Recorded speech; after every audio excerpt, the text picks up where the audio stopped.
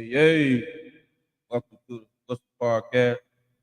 Coach JB, Coach Brett, and my guy Kev. Got a good show for y'all guys tonight. We got Foundation Academy head coach Sharrod. He's coming right on time. Hey, So, we already, hey, just bringing your own, sir. Hey, Mr. Sharrod Williams, head coach for Foundation Academy.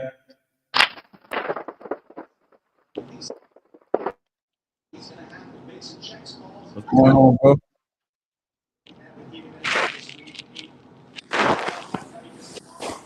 right, JB, what it do? What? We got killed. We got killed. But we waiting on William. But what's going on, bro?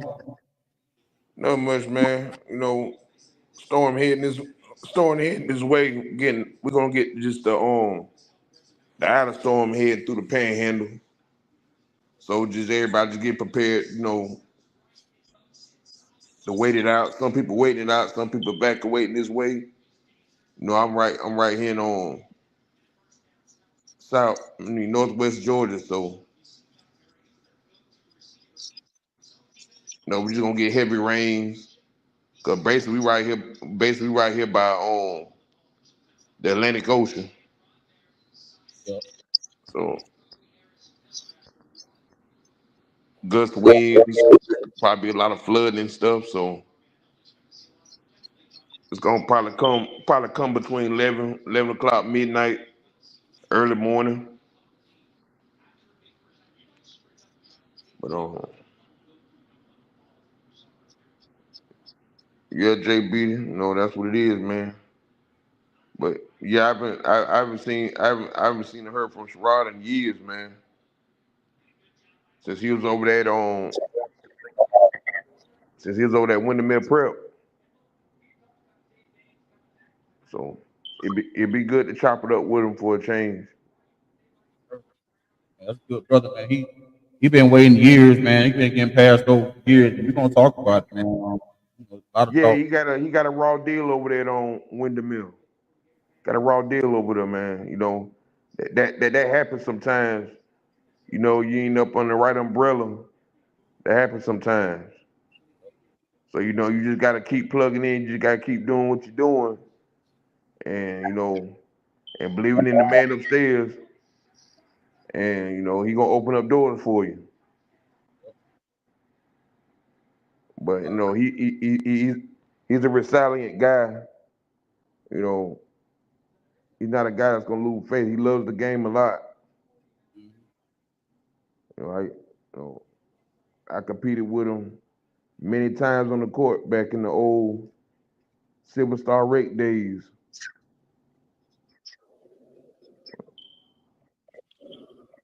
Yeah, go ahead. Yeah, he can finish around the basket. He can shoot the mid. He can shoot the midi. Man, he can play pretty much. He can play pretty much the 1 through 5.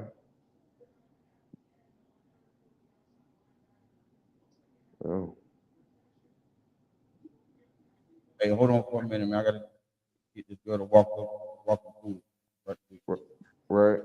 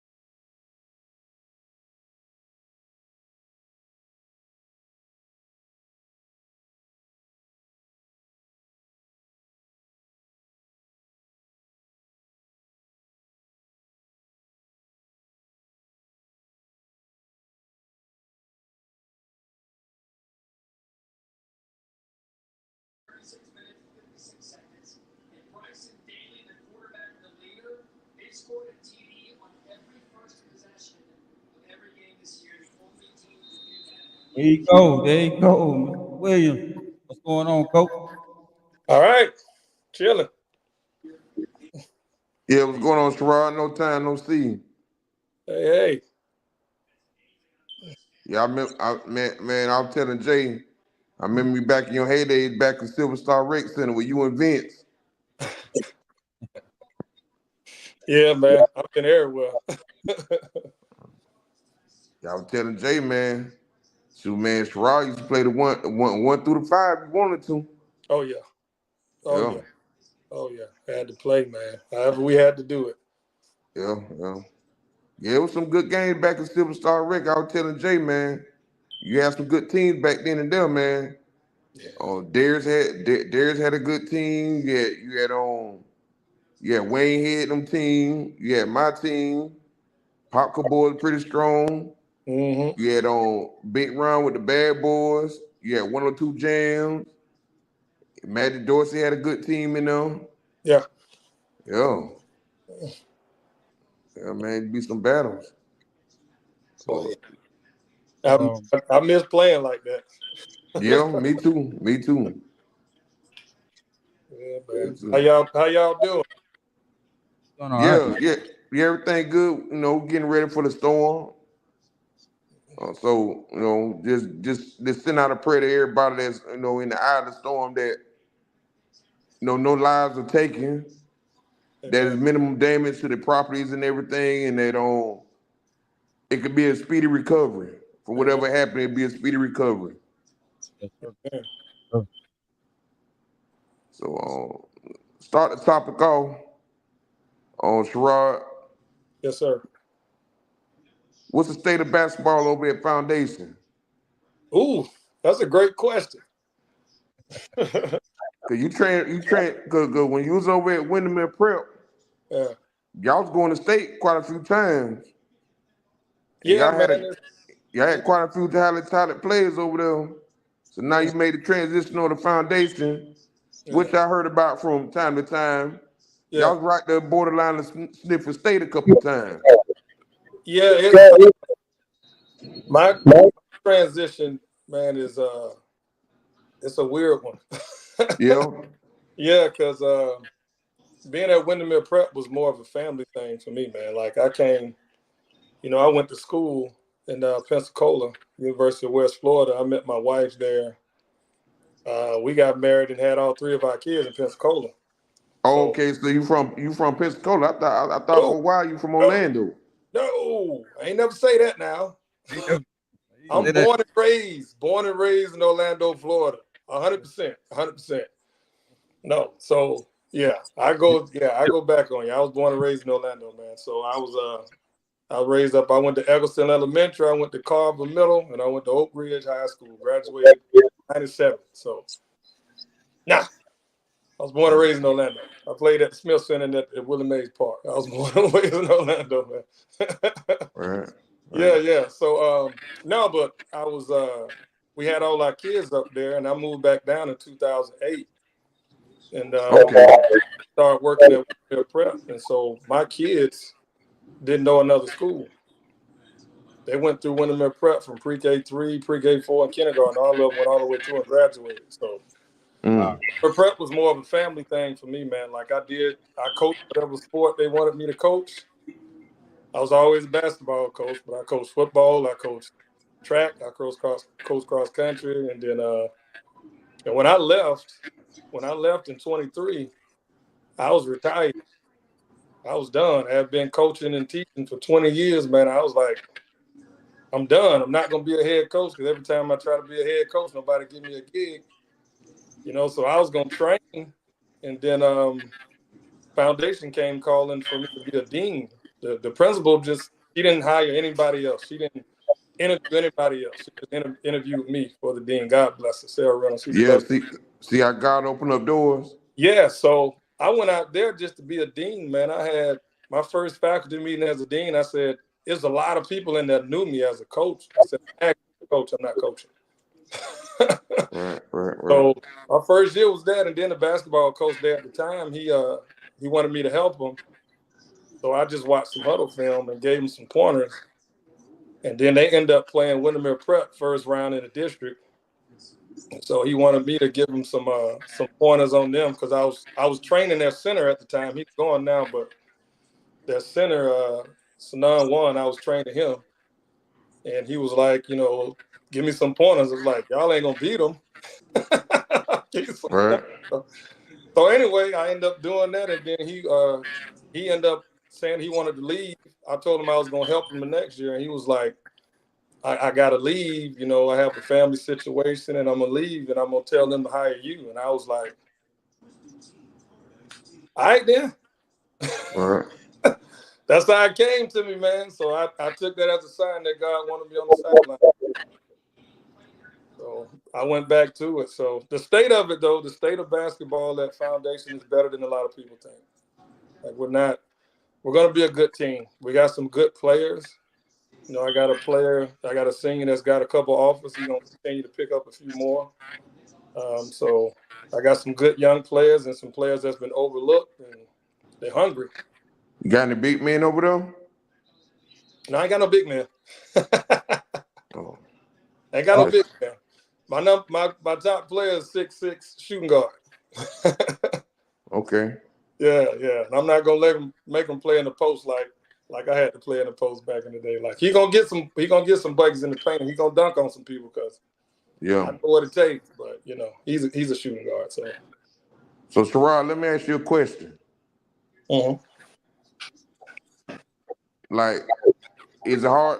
Like coming from a place that Windermere Prep Mm-hmm. was easy to get them international players to come in. Cause I was follow y'all over a couple years. Went to a couple of y'all games. Mm-hmm. I had a couple of like 6'10", 6'11", a couple of 7-footers come through there. Yeah. Is it hard? Is it hard to bring those international kids into a place like Foundation? Are they willing to accept them or what? So the difference is Windermere Prep has a residential program. Well, they have a boarding program, and they actually have a boarding house that they own and operate.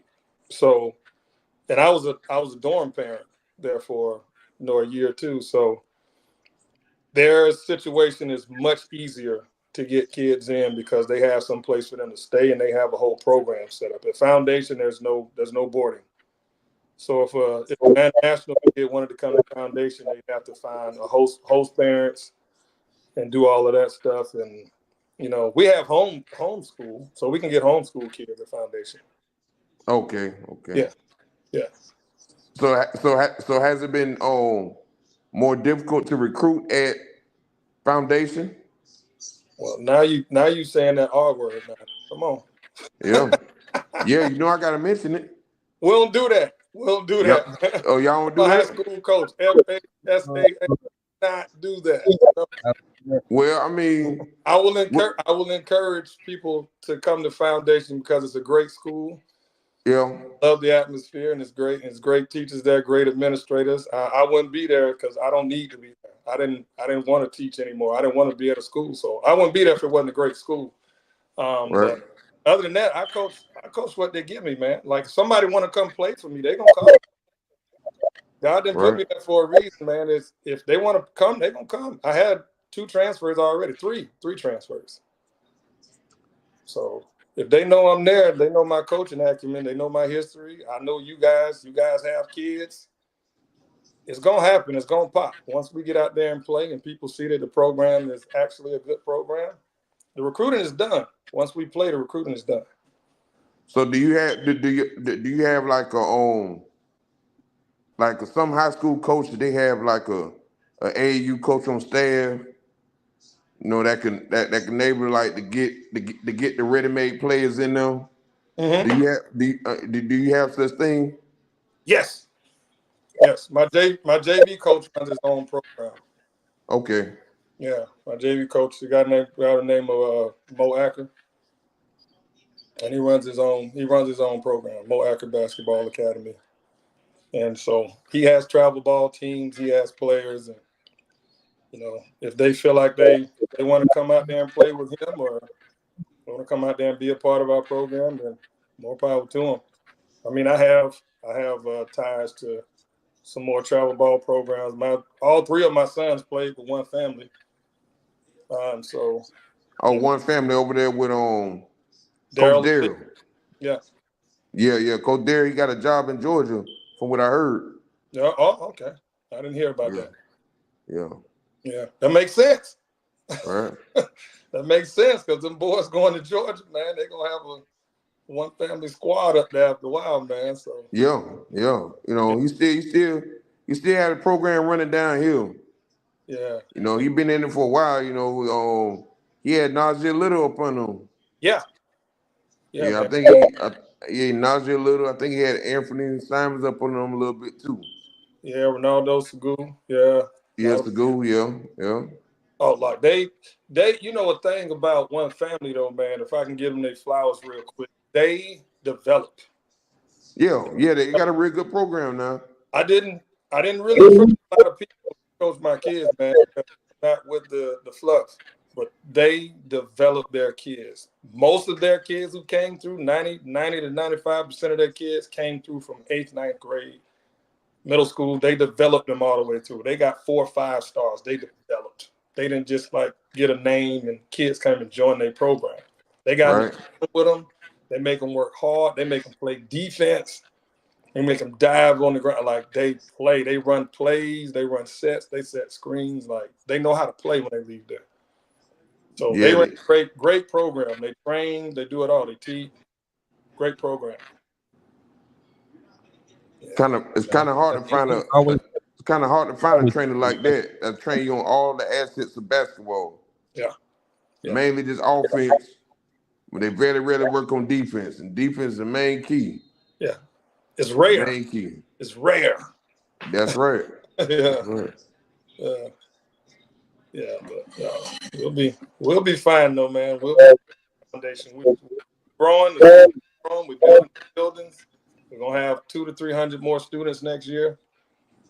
So I'm in a good spot. Okay, so the enrollment in student body going up. Yeah, we just built a new building that's opening pretty soon. New high school building. We got to populate it. Yeah. We got to bring more kids in. More kids. Yeah. More More talent coming in. Yeah. Yeah. So who all's in your district for this season? There's some schools that I don't really know. I mean, the main school is Santa Fe Catholic. Santa Fe, yeah. Santa Fe Catholic is really good. Really good. They got the guy Tate Darner who just went to UT Chattanooga. Shoot the cover off the ball. He plays for one family. Great point guard. They got Coach Bleacher do a great job there. They run their stuff and they shoot the crap out of the ball. So right. We got to go through them. Oh, Santa Fe, the main one to go through. We got to go through them, man. They're one of the best teams in our region, best teams in the state in 2A, man. We got TFA in 2A. We got Holy Trinity. TFA, yeah. Out of Melbourne. Oh, yeah. Melbourne on Holy Trinity, or they're in our region. Oh, okay. I think Nino's still over there. Yeah, they do a great job. Yeah, that boy, another one family guard, like one family everywhere, man. Yeah, so we got our job cut out for us, but the boys are ready, man. They ready. I'm definitely ready. So y'all play on CFCA? Yeah, we got them. We got CFCA too. Yeah. Okay. Yeah, we got a pretty good schedule. We got CFCA, we got TFA, we got Windermere Prep. We got a pretty. Oh, that's the match right there. What's up? That's gonna be the match right there. Listen, I gotta make sure I get a ticket for that one. I got you.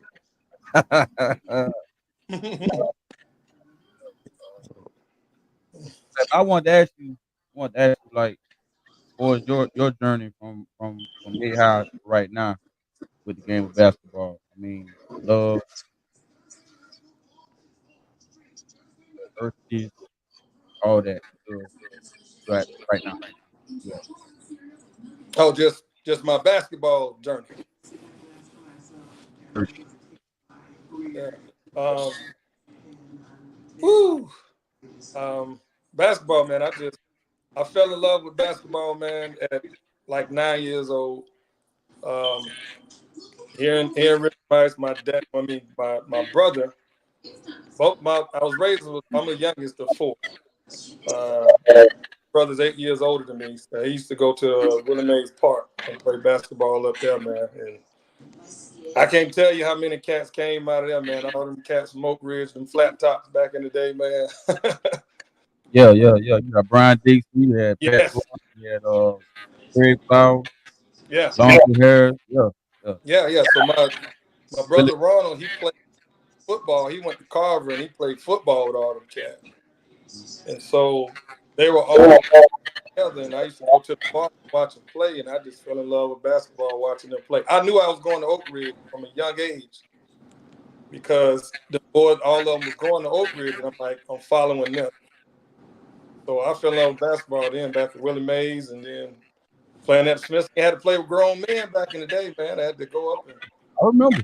I had to get on the court and play with grown men at 12, 13 years old, man. If I wanted to be somebody, I had to get off the kid court.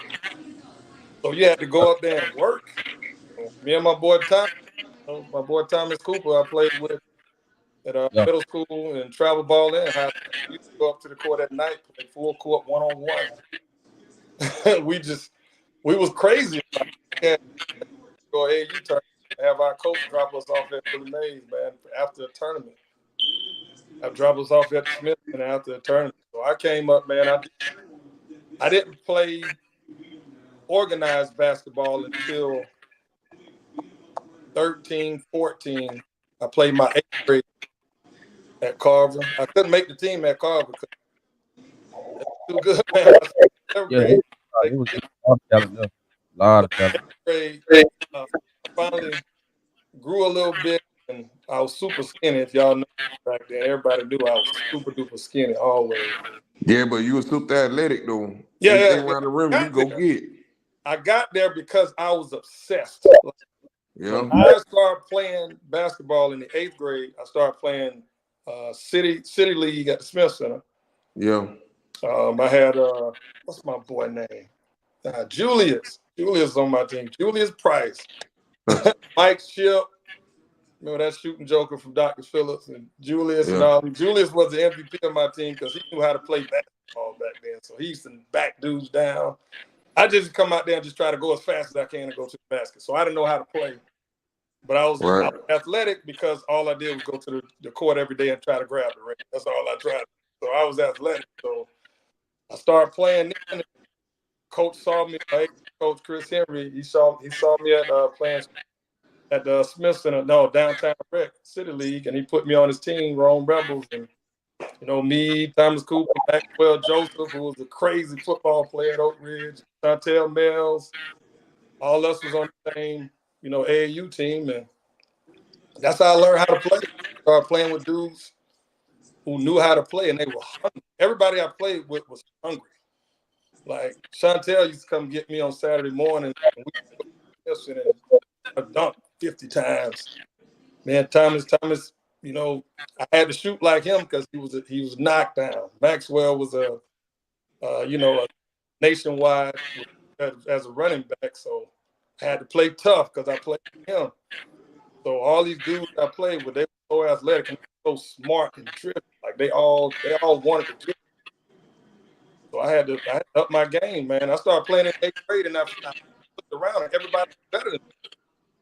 And Yeah. so I made a list. I said, everybody who's better than me, I got on an all-star team. And I forget who the coach was, but we went and traveled to South. We traveled to Miami and we played 4 games in Miami, and then we went somewhere else and we played 4 games. We played 8 games and I played minutes in the all-star team after I played in the City League. And I looked at everybody on that team. It was like a list, and I said, by the time I reach 11th grade, I'm gonna look at everybody on this.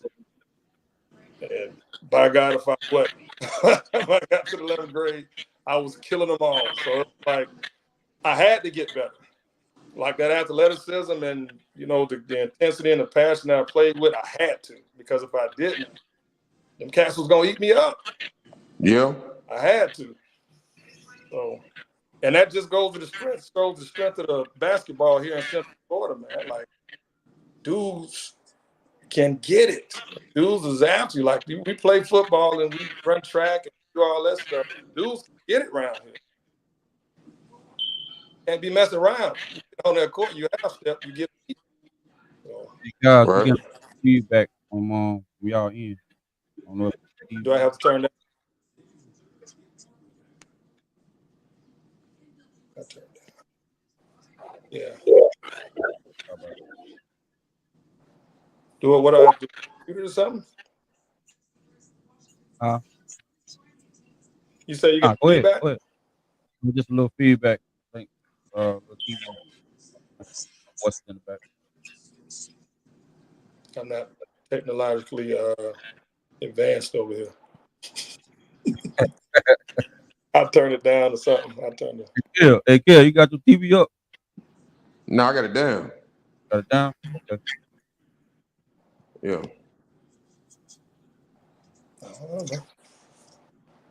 But anyway, yeah. So my basketball journey went that way, man. I graduated from Oak Ridge in '97. We didn't get that state title. We tried. We didn't get the state title. So I ended up. Why is that, man? I always want to know. That's like Jones, you know. Oh, It's crazy. I remember, I think my senior year, no, my junior year, we was all in the paper because we had our sectional game in Orlando. yeah, So we beat our team. I'm thinking like, man, hey, I work over there at Dome because everybody had their games here. So I go by the Dome. I go by Dome. Soon after we won, I'm riding through. Man, it was like a graveyard through there. So I said, yeah, they must have lost.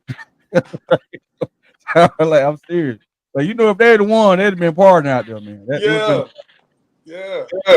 And then I heard about what happened with Oak Ridge, where Pat slipped and everything, and I'm Yeah. like, wow. So, but actually, Boone was going too. Man, Boone did well after we left, like early 2000s. They were killing it. So it's crazy. All of us in Orange County, all the four teams going. It was crazy. Well, Yeah. okay. You know, it was crazy back then because Dr. Phillips was so good for a long time, and they didn't win a state championship to Ben Witherspoon got there. Like everybody thought that Dr. Phillips had won one. Yeah, They didn't even win one until recently. yeah. It was recent.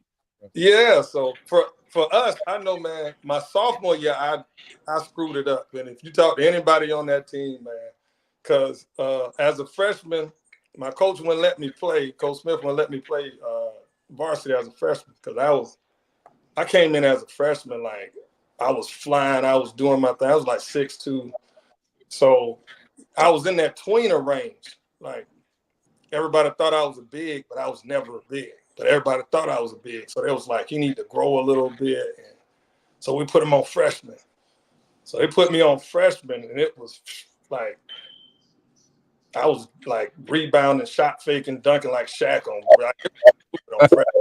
Like the coaches was mad because they was like, this dude shouldn't be on the like it was stupid. So I dominated freshman and got the JV and did the same thing. First game, dunked on a 6'6". Like it was lights out. So he didn't put me up though. So he was like, wait till next year. So sophomore year, I was the leading scorer on varsity, and we had a team with 9 seniors. And you know most of these guys, man, Cedric Thomas and Booby was on that squad, and everybody was on that squad, man. So Chantel, Maxwell, Thomas, all us was on that squad. And so it was one of those just everybody get there. It's like one game, Booby might have 20, next game, Max might have 20, Sean might have 20. It was everybody getting there. But I was always a mismatch. I had 5s guarding me. Man, we played Jones. I had Marquise guarding me. Man, this man 6'9". He can't guard me. Yeah. I was flying by these cats, man, dunking the ball. So, but what happened was I got the big head in the 10th grade, man. Girls was coming at me, man. Lord. I ain't know because I wasn't out there in the thing like that, man. I was like a shelter kid, man. My wouldn't let me do nothing. I got Oak Ridge. So I stopped doing my work. I was a National Honor Society student. I got to Oak Ridge my 10th grade year, man. I failed 2 classes. So halfway through the year, I couldn't play. Second half, I couldn't play. I had 2 Fs. So leading scorer of the team, take me off. We lost in the region finals of our sophomore year. That was a state championship team. Like, people don't know how good of an athlete Booby was back then. Like, Oh yeah, man, that's Jim Yeah, I Thorpe. heard. like Booby was football, track, but like whatever he did, he was the best athlete out there. So we had Booby and Thomas, the two quickest guards out there. Maxwell, like we just, and it was deep. We had seniors coming off the bench, man. So, but they depended on me to score because I was a matchup nightmare, man. And I let my team down that year. So that was one year we should at least got to the final. My junior year, Chantel transferred. Dr. Phillips screwed us up, man, big time. Maxwell played one game.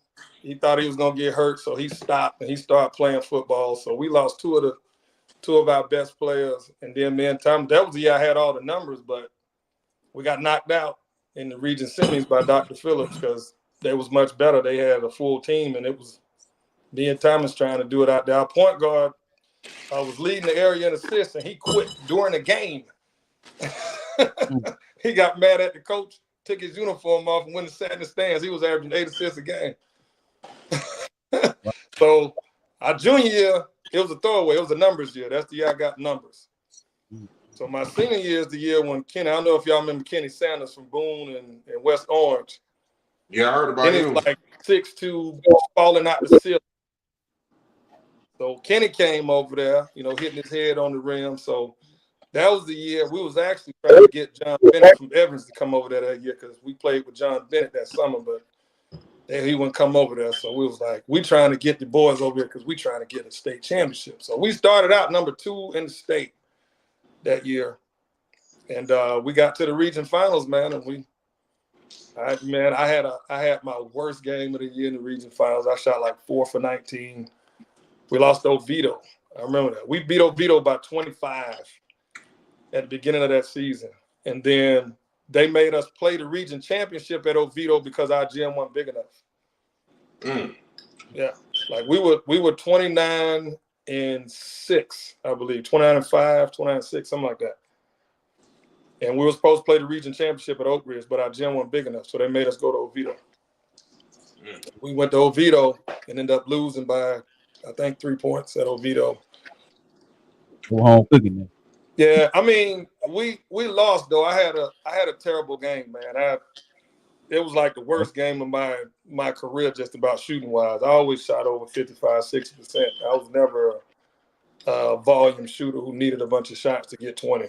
Like I only needed like 10 shots. So I shot horrible that game, and we had some guys that hadn't been in that situation before, and they were selfish. And Thomas was shooting great, and some reason he didn't get the ball in the fourth quarter. And so it worked out that way, man. We didn't get it, man. That year, my sophomore year, my senior year, we 100% should have been in the state final at least, and we didn't do it, man. So we got nobody to blame but ourselves. Right.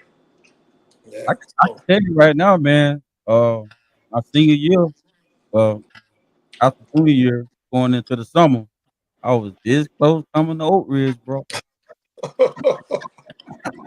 I was this close going to Oak Ridge, and the reason why that was, it was because of the banquet. Really? Man, listen, I did all that. Hey, man, I came to that school to bring a championship, right?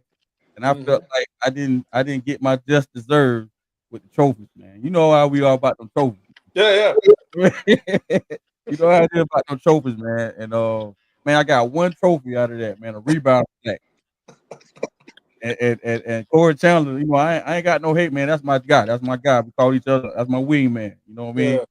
He got everything, right? So I'm sitting there like, everybody looking at me in the back with like, what? That's what makes it so bad. If everybody looking at you. And I'm sitting there, I ain't saying a word, but man, listen, if bro, I was looking like Mufasa in them, bro. Like Scar. I was like, man, what's going on? What's going on? But when I went up there to get my plaque, I swear I wanted to just smash it, bro. But I said, you know what? I said, no, I'm gonna walk off. I sat down. Then after it was over, everybody come up to me like, damn, man, that's messed up, man. That's messed up. And I'm like, yeah, that's messed up. That's messed up, right? So I come outside, and Coach Howard ran me down. He said, listen, man, you got to understand this how this works. You know, he a senior, you a junior, and we sending them off well. Guaranteed you'll get everything next year. Nah, I know that. I'm on it 9. You know what I'm saying? So I never was disrespectful, but it was very hurtful. That was one of the times Yeah. I even questioned myself about even playing again. Wow. Wow. For real, for real. It was like many times I questioned myself about playing again. I'm like, if I'm gonna do all this here, man, and don't get rewarded, it Yeah. ain't like I'm asking for some money. But see, that was just my way of thinking at the time, and that was the wrong way of thinking. And I'm always been a Yeah. team player. Because, Mm. you know, during the season, there was a lot of stuff that was going on. Everybody, but we jailed at the right time. You know what I mean? Even though people wanted me, certain people wanted me there, but then they didn't think I was gonna come in and do what I did. Yeah. So you got that jealousy, like you said, guys got selfish and all that kind of stuff like that. And it's like sometimes I had to dial back my game. You know Yeah. what I mean? Yeah. Until when they damn man, you ain't doing that. Oh, I'm always doing something. I'm waiting for y'all to do what y'all gonna do, and then I come through and finish it. You know what I mean? And that's Let me what it tell you was. But something. I ain't doing this though. I'm just basically Th- doing my thing. That's You know what I'm saying? 100% correct, man. What you saying is what I felt my senior year. Like my junior year, I had something to prove because I missed that second half. So I came back and, I was scoring 28, 29, 30, like every game at the beginning of the season. So I was trying to get my name back. Um, so when the senior year came, it was, I got my name back and I got cats recruiting me again. So it was like the momentum. If it was in today's game and cats were trying to build a brand and stuff like that, if I was in today's game, then I might have transferred, or I might have just came back and just been real selfish, But my whole thing was, you work hard to win. Back then we were real prideful back then, man. It's like you went to your school, you went to your middle school, your elementary, whatever you was, it was a lot of pride behind that. So it was like, dude, we didn't win last year. I'm trying to win. So, I dumbed my game down. You know what I'm saying? Now, looking back on that, being a grown man now, I see now that I shouldn't have done that. I should have just been the guy that I worked to be, and just let everybody follow my lead and my example. That's why I take full credit for that, man, because I got to the end, and then it was like everybody was looking at me because when you be in those big games, you depend on your best player. And I haven't been playing like that the whole year, man. I've been trying to, spread the wealth around, make people happy so we can win. But at the end of the day, when you the guy, you got to be the guy, man. You got to be the guy. So back then, like you say, it's that immature way of thinking because you said you just put all that work in, you want to win. Back then, it was a different thing. We want to win. That's not the horn. I could have averaged 35 Yeah. in high school. I could have averaged 35. I dumbed myself down 8, 9 points because I'm Mm. trying to play as a team. And then I'm getting sometimes I have to get froze out. So what my uncle used to tell me, say, listen, if they don't pass you the ball, you can always get your rebound. Yeah. And then whatever you get that rebound, you do whatever you want to do with it. Yeah. Because you ain't got it. So I went from being selfish, starting off as a selfish player, coming up to, Mhm. learning how to pass and stuff like that. Because usually people want you on the team when you can score, right? But Mhm. if you're scoring too much, then they're like, well, man, you ain't passing me the ball. Okay, I'm gonna pass it to you a couple times. I'm gonna take a couple plays off and see what you do. If you ain't gonna do it, you ain't getting it no more. You better score. Better score. If you don't score, I'm gonna get it. I'm gonna do it myself. Yeah. So it was just all about just having that balance. Once you learn the balance, then Yeah. it went smooth after that. No, it was love. And after you dominated a little bit and you got yours, then you want to win, man. It's Yeah, like yeah, dominate. It was a lot of cats in the city who was scoring a lot of points on a lot of bad teams. You know what I'm saying? It was a yeah. lot of dudes. Every team has somebody who can get it. But it was like, is they winning? So you They always went. wanted to have that balance. But when you're on a good team, when you good like Jared, you was good, bro. Like you was a scorer. You know what I'm saying? So there was no doubt. Like if people listen to you and they say he couldn't average 35, yes. No, you telling the truth, bro. Like the stuff you used to do, the body control that you had and that jump shot off the dribble and jabbing and getting to yours, getting straight into it and not having to bounce the ball 15 times, man. Like, you could have definitely scored 30, 35 a game. And I know that because I saw y'all coming up and I played the same way. Yeah. I saw y'all going to get it, and you and Willie at Boone and like just big guards, man, who just went straight to it, man. We went out there with that fluff. It was like, we on a break, we going to the cup. You leave me open, I'm jamming. Get up on me, I'm jabbing you, I'm getting by you. Like, Yeah. it wasn't that. It was simple. It was simple basketball, man. I'm quicker, I'm more athletic than you, and I can shoot the ball. So you can't stop me from scoring. So Question. Who was there, right? Sorry. I mean, to ask you a question. What happened to Pat, man? I know he had that injury and everything, but it's like, Pat, me and Pat came up together. I mean, literally came up together and at least. And it's like, man, we was for that one summer we was together, and then after that summer after that, about 2 summers. Next thing I know, now the next summer, we was like this when it came to like jumping. You know what I'm saying? And next day, they went like this. They went like that, man. I was sitting there like, man, what is y'all doing over there with Big Moses? Say, man, we got the formula, man. We got the formula because his brother, all of them could jump. Moses, man, listen, that it ain't make no sense. So I'm sitting there watching him, and I'm like, he was just a total player. And after he got the hop, he already had the attitude. And we was kind of like, we was quiet. We went out there and did what we needed to do. We ain't trying to argue fuss. We just went out there and did what we needed to do. But once he got them that athleticism, man, it was over. yeah, So I'm trying to figure out like what happened. You know what I'm saying? Because I talked to him, I talked to Kevin a lot. yeah, And Kevin was coming up too. He was doing well at the Tech. So it was like, it's like a best kept secret, like what happened. You know what I mean? Other than the fact that he had to stop playing because of the injury. yeah. So by you being there, is anything that, what's your thoughts on that? So that's my guy, man, Pat Gordon. That's my guy. That was before me. Okay. Yeah, that was way before me. Like, I used to watch him play though. I used to come in and watch him play, and I remember vividly coming to watch him play at a summer league game at the Y and seeing him just fly through, catch one off the rim, and like head at the rim, Yeah. like dunking that sucker and looking at the rim, man. I Yeah. don't know. He was there and then he wasn't. Yeah. I wish I had the answer to that, man, because it's like, when people if you don't see them for a while, yeah. Yeah. So it was like I ain't seen him for a while, and I just forgot. And then it went to the next dude. Like, I don't know, man. He was one of those dudes that I saw though. That I was like, I want to play like that. Yeah. Yeah, Uh, yeah. I But he think was before me. I was in middle school. okay. I just talked to Michael. I just talked to Michael yesterday. I talked to Mike, and he's in California right now because he's some kin to the Jacksons. You know what I mean? Mm-hmm. So he said, I guess they're doing the funeral for Tito. Mm. Tito just died a couple days ago, last week, I think. Okay. So, so I told him he asked me about the podcast. I said, yeah, man. He said, man, yeah, hey, I got to get on that. I got to get on that. I got a lot to say. I got a lot to say. So, once he get on, man, that's gonna be something. That's gonna be a good podcast because so we came up idolizing him. Yeah. You know what I'm saying? Yeah. Because we were playing with Torino them and stuff like, but they didn't. They didn't really take Mike serious, man. Mike was just Mike. Mike was Michael Jackson on the court, man. You know what I mean?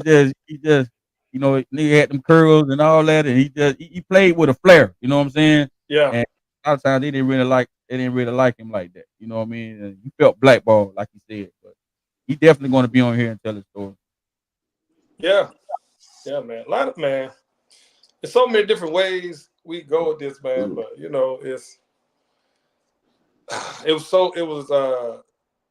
so fun playing basketball, coming up through here, man, and just going around and sitting and playing basketball. Like, me and my boys used to go to all the little midnight basketballs, and we go to all the gyms, and we go to all the 3-on-3s, and all around, everywhere around the city, great Orlando area, man. And it was just a different time back then, man. Like, Cass was more competitive, man. Cats was real prideful in their schools, and I think the competition was a little bit better now. Now it's a little bit different. It's a little bit watered down. I think competition ain't there because everybody want to go play, want to go win, and that don't bring the case. Like you see a lot of these schools. Like I just came from Windermere Prep, man, and we had a good enough team to win a state title at least 5 times. We had a good enough team to win it, and having the best players don't mean nothing because everybody, coaches, like there's different coaches, there's different ways of motivating, and then there's cats who have played together for a long time. That's discounted in today's game, man. Dudes who come up playing together, you don't beat them cats, man. Yeah. You get an all-star team and they come in there, and then you got a parent over here who want their kid to average 20. You got another parent who want their kid to average 20. You got another parent over here that want their kid to average 20. And they all in the coach ear. And then you get on the court and everybody trying to compete with each other. It's like, I've seen that too many times on teams my kids have been on at Windermere Prep, man. And my kids been the best players, and I'm a coach. And I can't say it. I can't do that because the other parent over here is like, I want my kid to get these shots. I want my kid to get a shot. My kid averaging 18 with 10 shots, but he can't get more shots. You know what I'm saying? So it's like, So Sharrod, as a coach, how do you deal with that? As a coach, coaching your kids or just coaching dysfunction? Just coaching on all around. How do you deal with that mother and father in your ear about their child? Another really good question. So the thing with me is when I was in Windermere Prep, I was under 2 regimes. So the first regime I was under was Ben Wilson, and Ben Wilson, we built the program together. So when we first got there, 2008, 2009, we was losing JV teams. Our starting guard was a 6th grader. So we had to build it, and he gave me room to be who I was. So if there was a big time speech, I like to talk, he'll let me talk to him. If it was offense, he let me deal with the offense because I can make adjustments in the middle of the game, and I basically wrote the playbook. So he was like, "You do what you do." So I had a lot of room to operate on those teams, and our standard was our standard. I think with the coach who's there now, the standards are still high, but he's dealing with a different athlete. He's because of the name Windermere Prep, cats are coming in, and we used to kind of screen them. I don't know if I'm giving too much information, but we used to kind of screen them when they came in, because we got so many financial aid dollars that we can offer them because it's a private school and everybody has to pay something, and that's kind of a misconception too. Everybody thought we was giving scholarships, man. Like, most of them cats that was on our team, man, they was paying, man. It's only a few dudes who got like full financial aid in the 16 years out. There was only like 2 people who got full financial. So we used to screen them like when they came through, and it's like, I played JV. Nah, we ain't giving you financial aid. Like, if you come through, you top 50, okay. Well, you can give him all the aid that his grades suggest that he needs. If he got good grades, he got good teacher recommendations. Give him all the aid that his grades suggest. So now with where Windermere Prep was when Ben left in 17, 18, and Brian Hoff was the coach there. He came in, and it was his first year as a varsity head coach when he came in. And he had all of my guys that played JV for me. So he had all of them on the varsity team. Never played varsity before. And this first year, he had Fambo that year. Fambo turned out to be a great pro in China right now. But Fambo came in as a freshman. He wasn't Fambo that year. He was brand new. So that was they that had to 7-footer, build right? it. Huh? That was that 7-footer, right? Fambo is Fambo's a 6'8", 6'9" dude, pass, shoot. He can do everything. Okay, yeah. He I heard played about him. in the summer league for the Pacers a couple summers ago.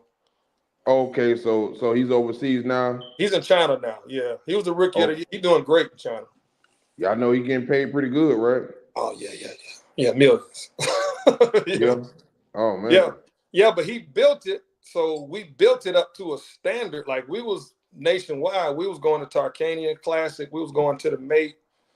We was going to all of these nationwide tournaments and doing very well. So we were considering going, independent. And then the whole thing with Adidas happened, and we had an Adidas player, and our school got scared, and they pulled the plug. So then we had to start over. So then we started getting a different kid. And the kid that was coming in wasn't a kid who was, wanted to come into a great program and just lend their skills. The kids that started coming in was the ones who were trying to make a name for themselves. And so it's hard to deal with that. You're not a super strong personality. If you don't like set your bar right here and you just like, this ain't going down. And it's hard to do that because you always fear that you're going to lose those kids. That's why a lot of coaches deal with all of those problems. You go to games, you see coaches talking back to their players. You see them walking away, not looking at them. It's coaches, they scared. They're scared because they don't want to lose the top 50 player. They don't want to lose the top 25, the top guard in the area. So I think that's what started happening at Windermere Prep is the type of kid change that came in. The talent didn't change because they keep getting talent every year, but you got to mix that talent together. And I think it's just gotten to a point now where he's gonna keep getting top tier talent over there, no doubt. But it's hard to win with that because you got 1 year to make kids understand they got to play together. And if they don't get it, they leave it. And you've seen that. Like if they don't get it, one of the preppers went to the state championship 2 times in a row and lost 2 times in a row. And they keep having kids leave. You went to the state championship and then you leave. You know what I'm saying? It's like, and me, I'm like, I'm trying to come back and get it. So it's a different kid, man. And I think the way you deal with it as a coach is you don't deal with it. You tell them, this is my standard. And if you want to leave, you leave. So I'm a head coach now. So that's my message.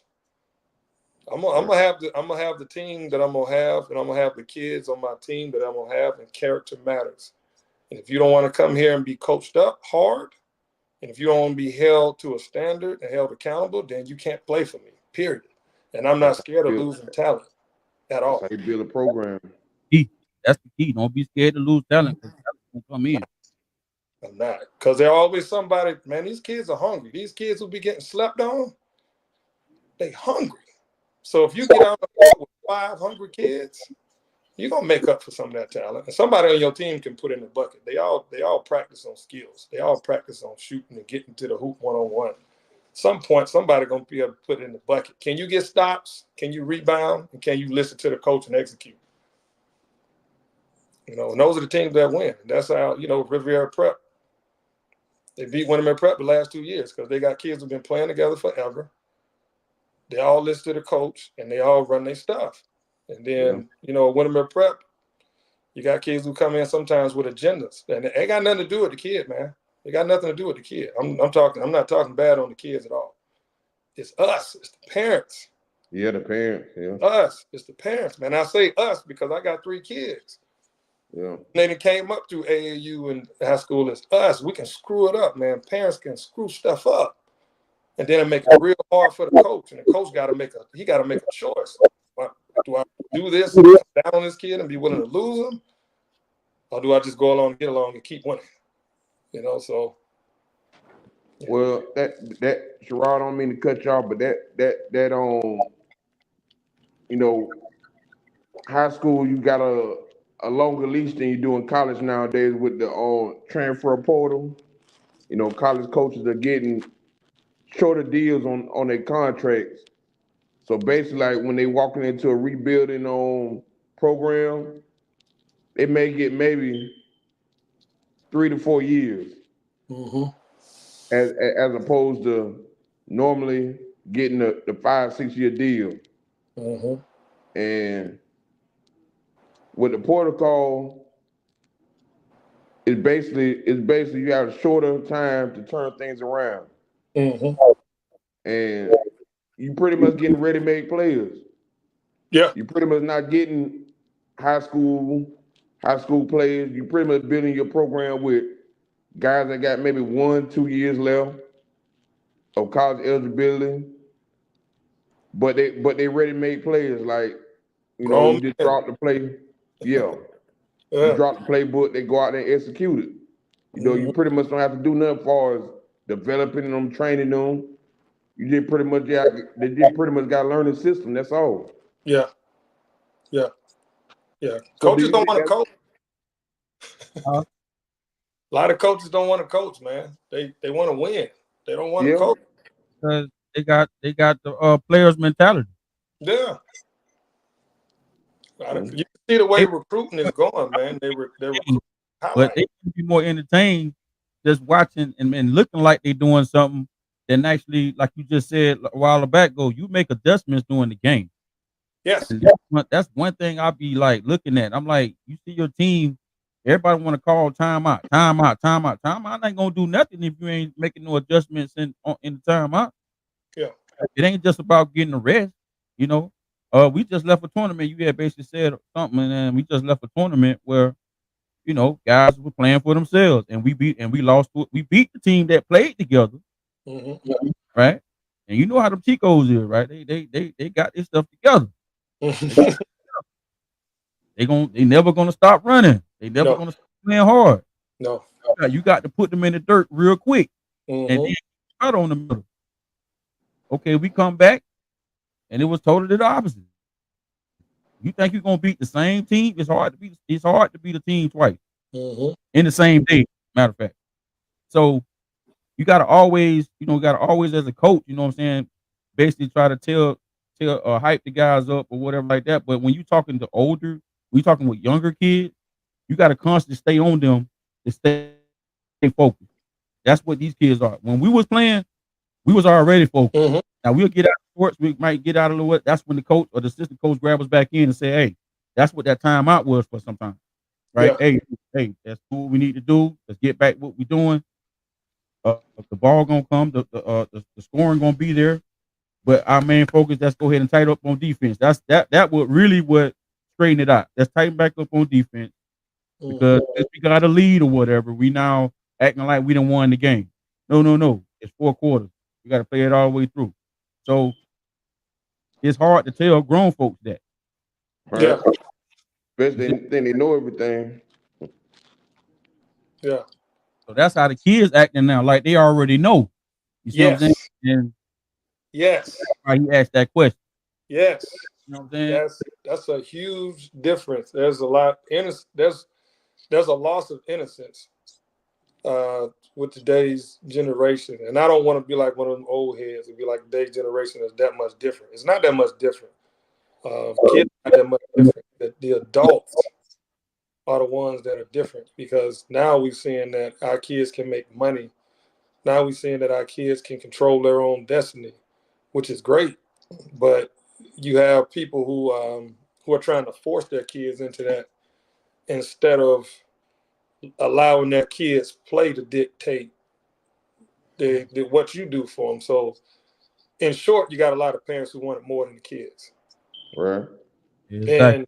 and that's a huge thing. Like my mom and my dad, they didn't tell me to do anything about that. They didn't tell me to get up in the morning and go to the court and stay there all day long. They didn't tell me that. They never, never told me to get up and go nowhere. Man, I was like when I saw it, I went to the court and I saw it, I loved it. I loved it. And so I got up and I went. I got up and I went. And people would come and watch me and they're like, you gonna leave the court? No, I gotta make this shot 15 times before it was it wasn't, you know what I'm saying? And I think it's a lot of that going on because the parents are trying to live their dreams through their kids and they see that their kids can be famous. You can be YouTube famous. You can have your own little mixtape. You can hire somebody to shoot their games and practices like movies and put it on the internet and it looked fresh. And it's like, oh my gosh, this kid is great. Right. It's like they don't even want it. They don't even want to get up in the morning. They Right. just got fresh production and their parents putting it out there like that. So it's like those are the things you got to look through as a coach. And I think the coaches are getting real lazy. You know what I'm saying? Those are things I got to look through. And for me, as a coach, I'm not scared to do that because, like I said, I ain't even supposed to be here, man. It wasn't even my decision. It was God saying you got to be here. So my standard is my standard. I'm not lowering my standards. Like I don't even have to be here. So I don't have to play that game. I don't even know the game. So I ain't got to play it. And more coaches got to take that stance. And these players, they will buy in. The players will buy in. If you send your kid there and say, listen to the coach, he or she will buy in. No problem. It's not the Right. players. Right. I know we did. We I used can to tell get you, cussed out and spit in the face. We did it anyway. I tell you right now, man. I used to get whooped off the court. My mom said, "Listen, man, you need to be home when them street lights come on. Yeah. You get out." I thought I'm out here playing basketball, man. I'm seeing her coming walking like the lady on purple what it is, color purple. Walking, Walking in down the Right. street. hey, and then I got my friends out there. You know what I mean? I'm like, Mom, what you doing? I'm just playing basketball. But see, she didn't think I was serious. Yeah. You see what I'm saying? She didn't think I was serious. Okay. But and in Orange Center at that time, there was a lot of stuff going on. So, Yeah. being that way, I didn't really understand it because I'm like, I'm just playing basketball. But Yeah. it's I can tell you right now, for what my parents did, what my mother did, yeah, I'm glad she did it. Yes. I'm glad she did it. Yes. Them, And them, that's them the thing last about character. movers came, they was in the bank. They was in the bank. I put them in the bank. You know what I'm Yeah. saying? So that's why I talk to these kids and say, listen, y'all don't. It's very unfortunate that the parents right now are going through what they're going through, and the parents and the kids are suffering for it. But then at the same time, when I see a parent going through what they're going through, and I see the child helping the situation out by acting out Mm-hmm.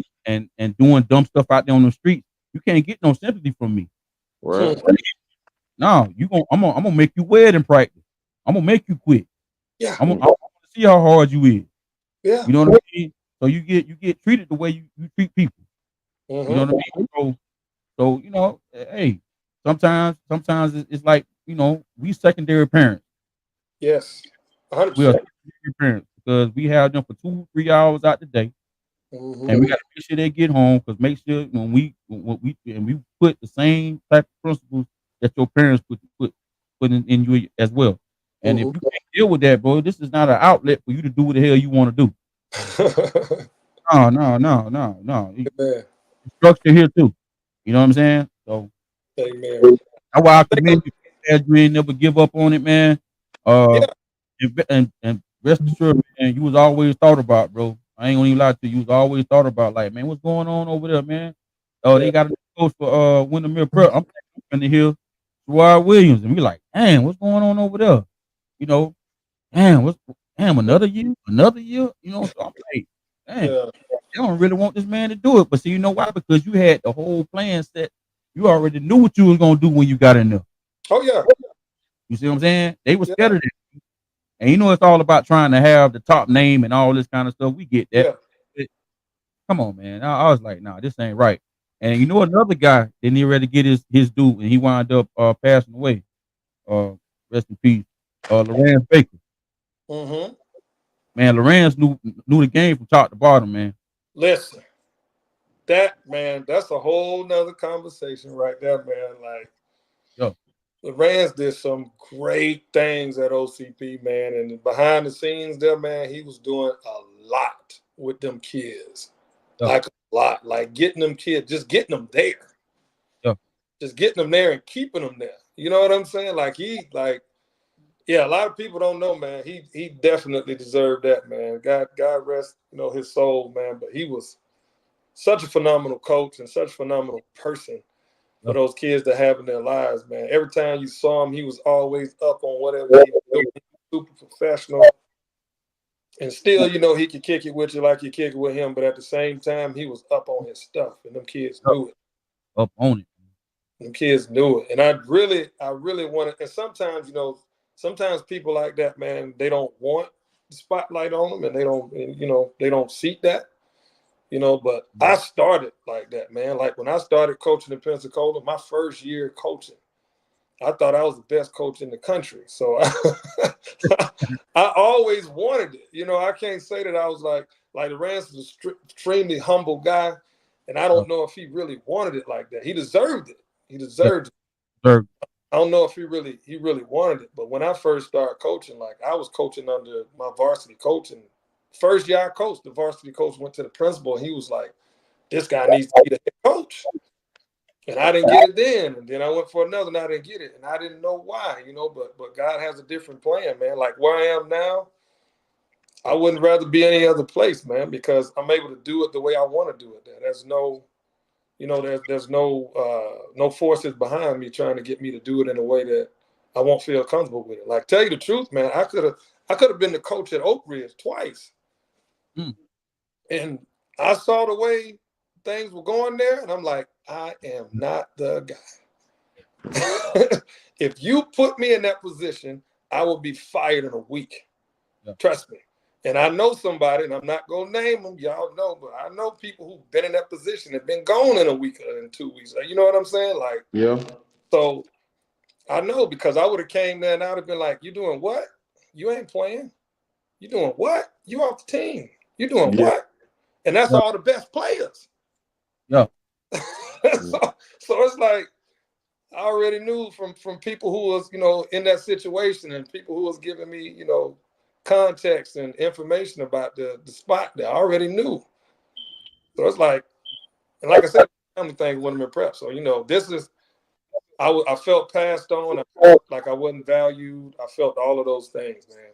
But, you know, God has me in a spot right now where I can do it the way that I want to do it. And I praise him for that because it could have been different. I could have tried to get a job and got fired.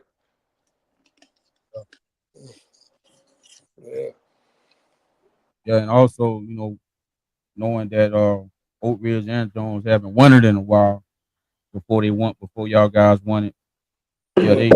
Yeah, that would have been that pressure just to look away. You know what I mean? Yeah.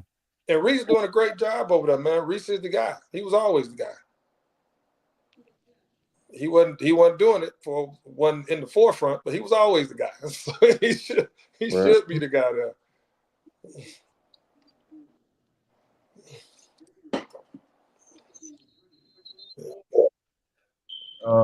So like when it comes to the NIL situation, right? How would you go about right now having some barriers and having some type of structure right now with this because it's about to get out of hand? I don't know enough. I got to educate myself more on it, man. I don't know. I'm behind. I'm way behind on that. Like I hear about kids tapping into it. I hear about schools starting to tap into it. And to be honest, man, my school they behind too. They not into it at all. Not even into the talk about it. So I would say like I have to educate myself more on that. And then, you know, my athletic director has to be brought to speed on that and has to be like ready to do it. I don't know if our program is even ready for that. Yes. Oh, your program will have no choice but to be ready for That's it. what I'm saying. I can't This guy, speak on it, you know. it's gonna happen. On it. And I know it's coming and I know it's there. I got kids in college right now. Yeah. So I know it's there, man. They you know, they talking about it, and you know, I got my oldest plays Division III basketball, and they still have a collective, and they still have, you know, they're dealing with a marketing company that they're going and working with, you know, neighboring cities. I mean, neighboring, you know, shops and companies in their city to get NIL deals and Division III. So I know it's there. I know it's there. I haven't even looked up on it and seen what I'm gonna do with it, man. Like if I have a kid and they start looking into that, then I guess that's the moment I have to start getting myself put up on it, man. When kids start talking to me about NIL money and all that stuff, I'm behind, man. Maybe y'all can educate me on it. I mean, basically, Kind of put you in. basically on Sharrod NIL deal could come from a local business. Mm-hmm. Yeah. Yeah, local business supporting the athlete. Yeah. You know, he go 30, he go 40,000. Mm-hmm. You Yeah. know, we back him. Yeah. You know what?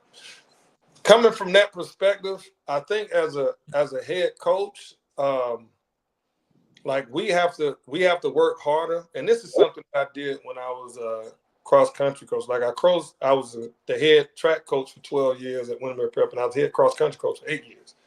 In the first half I was there, I was big on selling banners and doing like spirit nights and working at rest. Have my athletes go work at run the Winter Garden and do stuff like that. And I think in this climate of NIL, you just gotta. I think you can just deal with it through the lens of like sponsorships. The way we used to do it, because I think coaches have gotten lazy to the point where we don't get out in the community enough like we used to. And I'm not saying all of us, because some of them still do it. Some of them out there working their butts off because they got nationwide, programs and they got to travel and they got to get out there with these companies. But most of us are not. And I think if we want to deal with NIL on a more practical level, I think you can deal with it like sponsorships. You can go to companies and say, we got a collective, like a lot of these schools have. Would you sponsor such and such dollars to our NIL collective? And so with this NIL collective, we can give people a chance to come to our school that can't afford it. Think that's the way I would be willing to do it. I would be willing to take care of people who can't afford to come out there, because everybody can't afford to come to Foundation Academy. Like we're not the most expensive school. We're not as expensive as TFA or Windermere Prep, but we're not cheap either. So I think if we were going to deal with it, I would deal with it on that level. I would try to get a sponsorship and get a collective and deal with it like more like a scholarship fund. And Okay, that's like I'm trying to pay you to come here. Like I'm not ready to pay a kid right. come into my school, but I will So offer you some money to pay for your school. Like that's something that I think would be a good thing to do. A good way for coaches to handle that in high school. a great athlete that wants to come there to Foundation Academy, their parents have to pay out of pocket, right? Yes. Yes. So now we have. I mean, they have the step up scholarship. Step up scholarship is like at most like $7,500. But our tuition run somewhere from 16 to 17,000. So A year? yeah. So And you get that you yeah, get that's that like step up, you still got a nice little chunk. So now you're looking for other scholarship dollars and you're looking for other financial aid. Like at Windermere Prep was making a lot of money. And they were backed by a nationwide, worldwide company. They're still owned by a worldwide company. So they were backed. So they had more financial aid dollars at Windermere Prep. So they were able to offer more financial aid to to exceptional students. So if you have a student who's really good at in the fine arts, if you had a student who was a really good athlete, you had a student who was coming there and who was going to contribute more to the school than just grades. And then that's a reason to offer them more financial aid money. Not in that position right now where we are, because we're a growing school. We're not in a position to offer, more financial aid like that. So when they had scholarship, they had academic scholarship when they were prep that they offer kids just to come there to make good grades. mm, So just not in that position. So the NIL, for me, if I use NIL, it would be to help kids get in. right.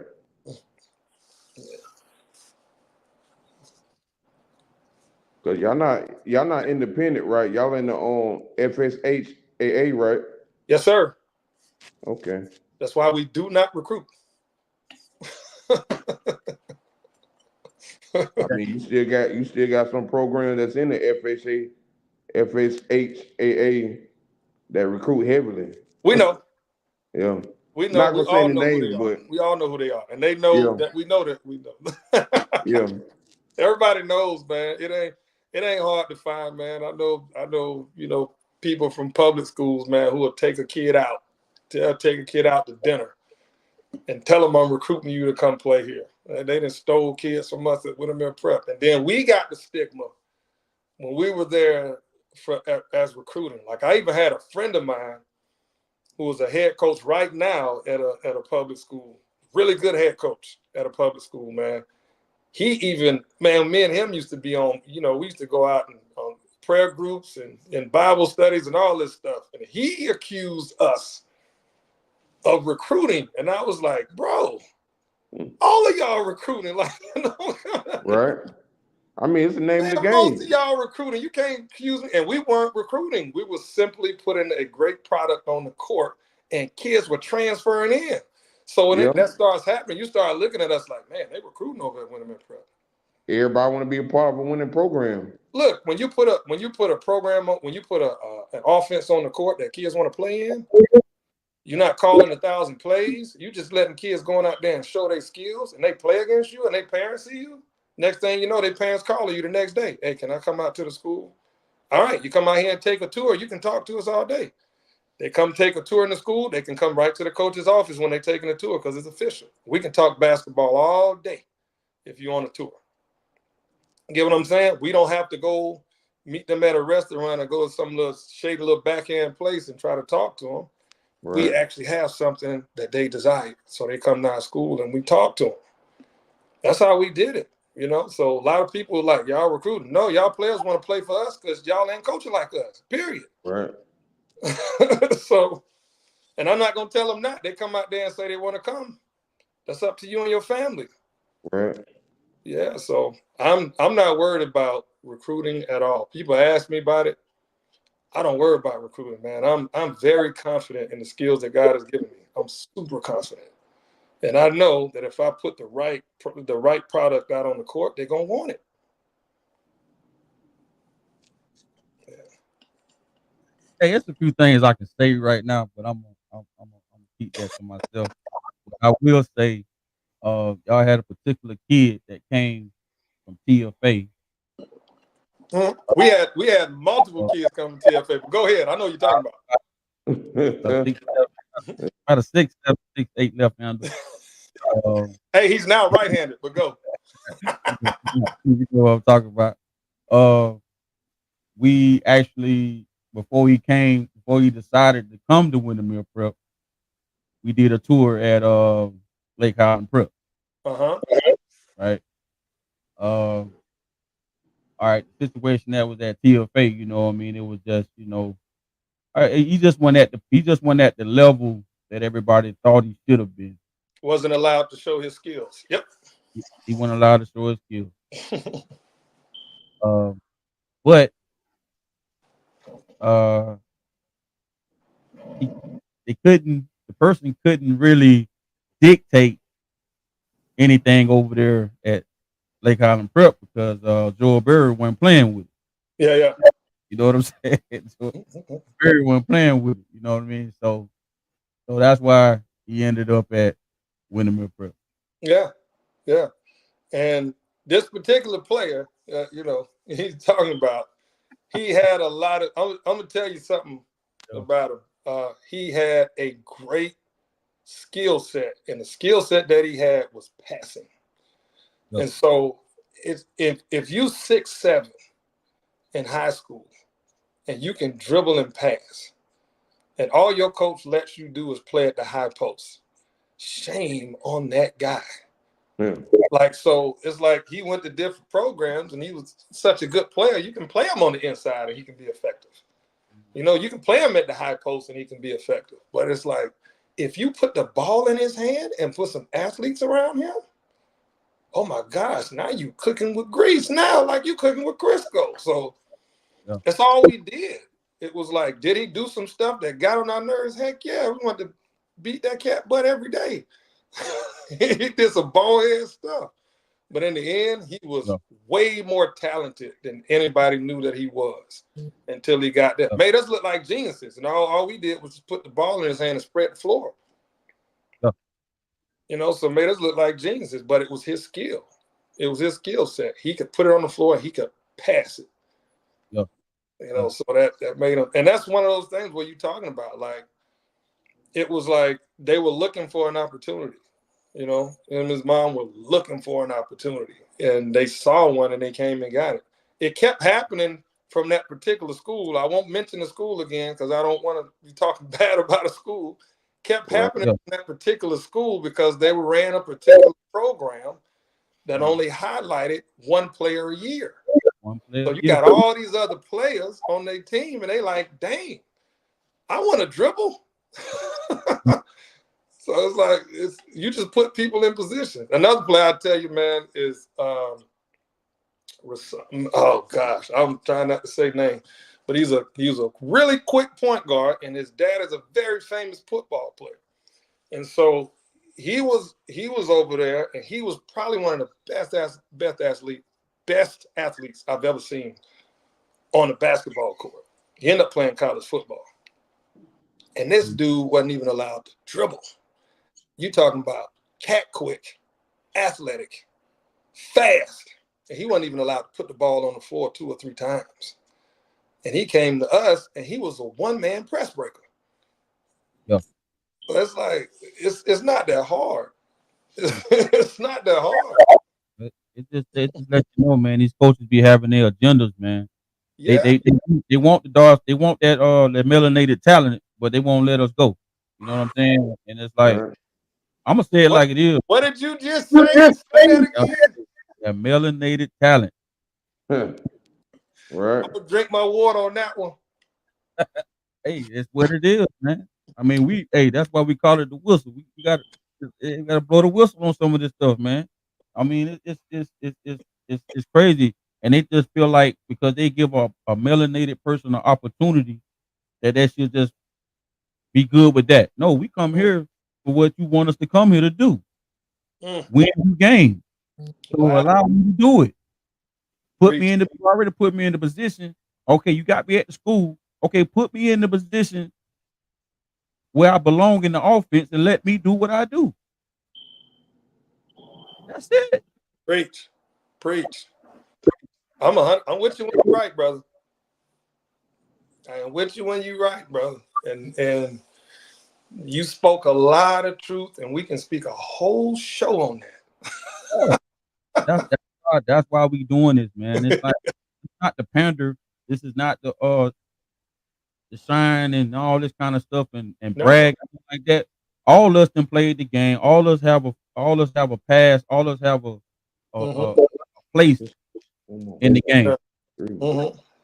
All us have a place, and we should be able to talk about it without making somebody feel like, oh, y'all just bragging. Y'all just bragging. No, it ain't about that No. because Florida always was held back on the talent. Yes. The Yes. whole Florida had a stigma. Oh, we just play football. Y'all guys just play football. Yes. No, you had guys play multiple sports. Yes. Because if you couldn't get off in one sport, you had to go to another one. Exactly. Right. It's a lot of dudes in the NFL that would have rather been in the NBA. Oh, Exactly. Exactly. I tell you, man, here's a story about a cat, right? I'm coming up in the 90s. I graduated in 97, right? So when I started playing travel ball. We used to go down to Auburndale all the time. Y'all know the best thing to come out of Auburndale. So we go down to Auburndale, 9th grade. It's a 6'4", 6'5" point guard. Play just like Magic Johnson, averaging a triple-double. I got to guard him because I'm the tallest dude on the team. He's not sweating. He dropping 30-point triple-double and ain't even sweating. wow. This dude's cold-blooded. Sophomore year, he's 6'6". Junior year, he's 6'7". He's still playing like a point guard. So I played against him for 3 years, going into my. Nobody knows who he is. Mm. Meanwhile, he a baseball star, he a football, but nobody knows who he is. He dropped 30-point triple doubles his whole high school career. We get to my junior year, going to my senior year. I got picked for Team Florida. Team Florida, Scott Sanders, God rest his soul. It's over Team Florida, and back then is when Team Florida got picked up by Adidas. So now we playing 19 and unders. We playing everybody. We got the best players on the team, and we cooking 19 and under teams. We cooking them, right? So we going and Adidas reps start coming in, right? The dude I'm talking about is Tracy McGrady. That's right. Nobody would have ever known who that cat was if Adidas didn't pick him up that summer and take him to the ABCD camp. They took him to the ABCD camp that summer. No one, he wasn't even ranked. He wasn't in any magazines. He left that camp #2 in the country behind Lamar Odom. Nobody knew who he was. This cat been in Auburndale dropping 30-point triple doubles for 3 years. Nobody knew who he was. So it's like those in this stories like that of cats in Florida, man, all through Florida, not just Central Florida, but all through Bartow, Clewiston, Pahokee. And the first time I got dunked on a 5'8" cat from Pahokee. I'm in the summer thing. I'm timing everybody blocking. I jump above the box. He jump above me. 5'8", right on my head from daggone Pahokee. Where these dudes come from, man? Like, so I'm just saying, like, it's stories like that of all these cats. You don't know who they are. And Tracy, man, T-Mac was throwing 98 miles an hour. So just think, this dude could have been a pitcher. Yeah. This dude would have went major league, man, if he didn't get picked up. He would have been like, well, ain't nobody picking me up for basketball, so I'm just going major league. 30-point triple double. We never would have had T-Mac in the NBA. If he wouldn't have played the team in Florida, we would have never had him in the NBA. Like, that's nuts to even think about that. That's nuts. So by you saying that, right? He might just be better than Mr. Card. Listen, let me tell you something now. I'm telling you. I Mr. Card. 2 buses to go see Vince Carter play. hey, that's a discussion, man, because I didn't know that. When Vince Carter played at the Rotary Tip-Off, I used to catch 2 buses to go see that cat play. Like, Vince Carter should have went straight to the NBA. I don't know why he went to high school. College. People don't even understand how good that dude was in high school. But Tracy was different. Tracy was different. Like, him going into his senior year, he was 6'8", and he was a point guard, bro. And then he started jumping out of the gym. This man take a bounce from the 3-point line and just lay in the air. I seen him dunk, man. He was dribbling, picked the ball up, palmed it. Didn't even cuff it, just palmed it off a dribble. Dunk right on a dude. Like, this man was doing this stuff in high school, man. Like, Vince Carter, like, I tell people all the time, like, this man one of the best basketball players I ever seen in high school. But Tracy was just different. It was just different. Hey, he was doing it at 6'8". Vince Carter 6'5", with some long arms and big hands, and could jump out of the gym and could shoot the crap out of the ball. Vince was shooting when he was in high school. A lot of people don't know that. He was a shooter when he was in high school, man. But, like, Tracy was just, man, 6'8", 6'9", and he was different. And nobody knew who he was. I was playing against him all those years in the summer.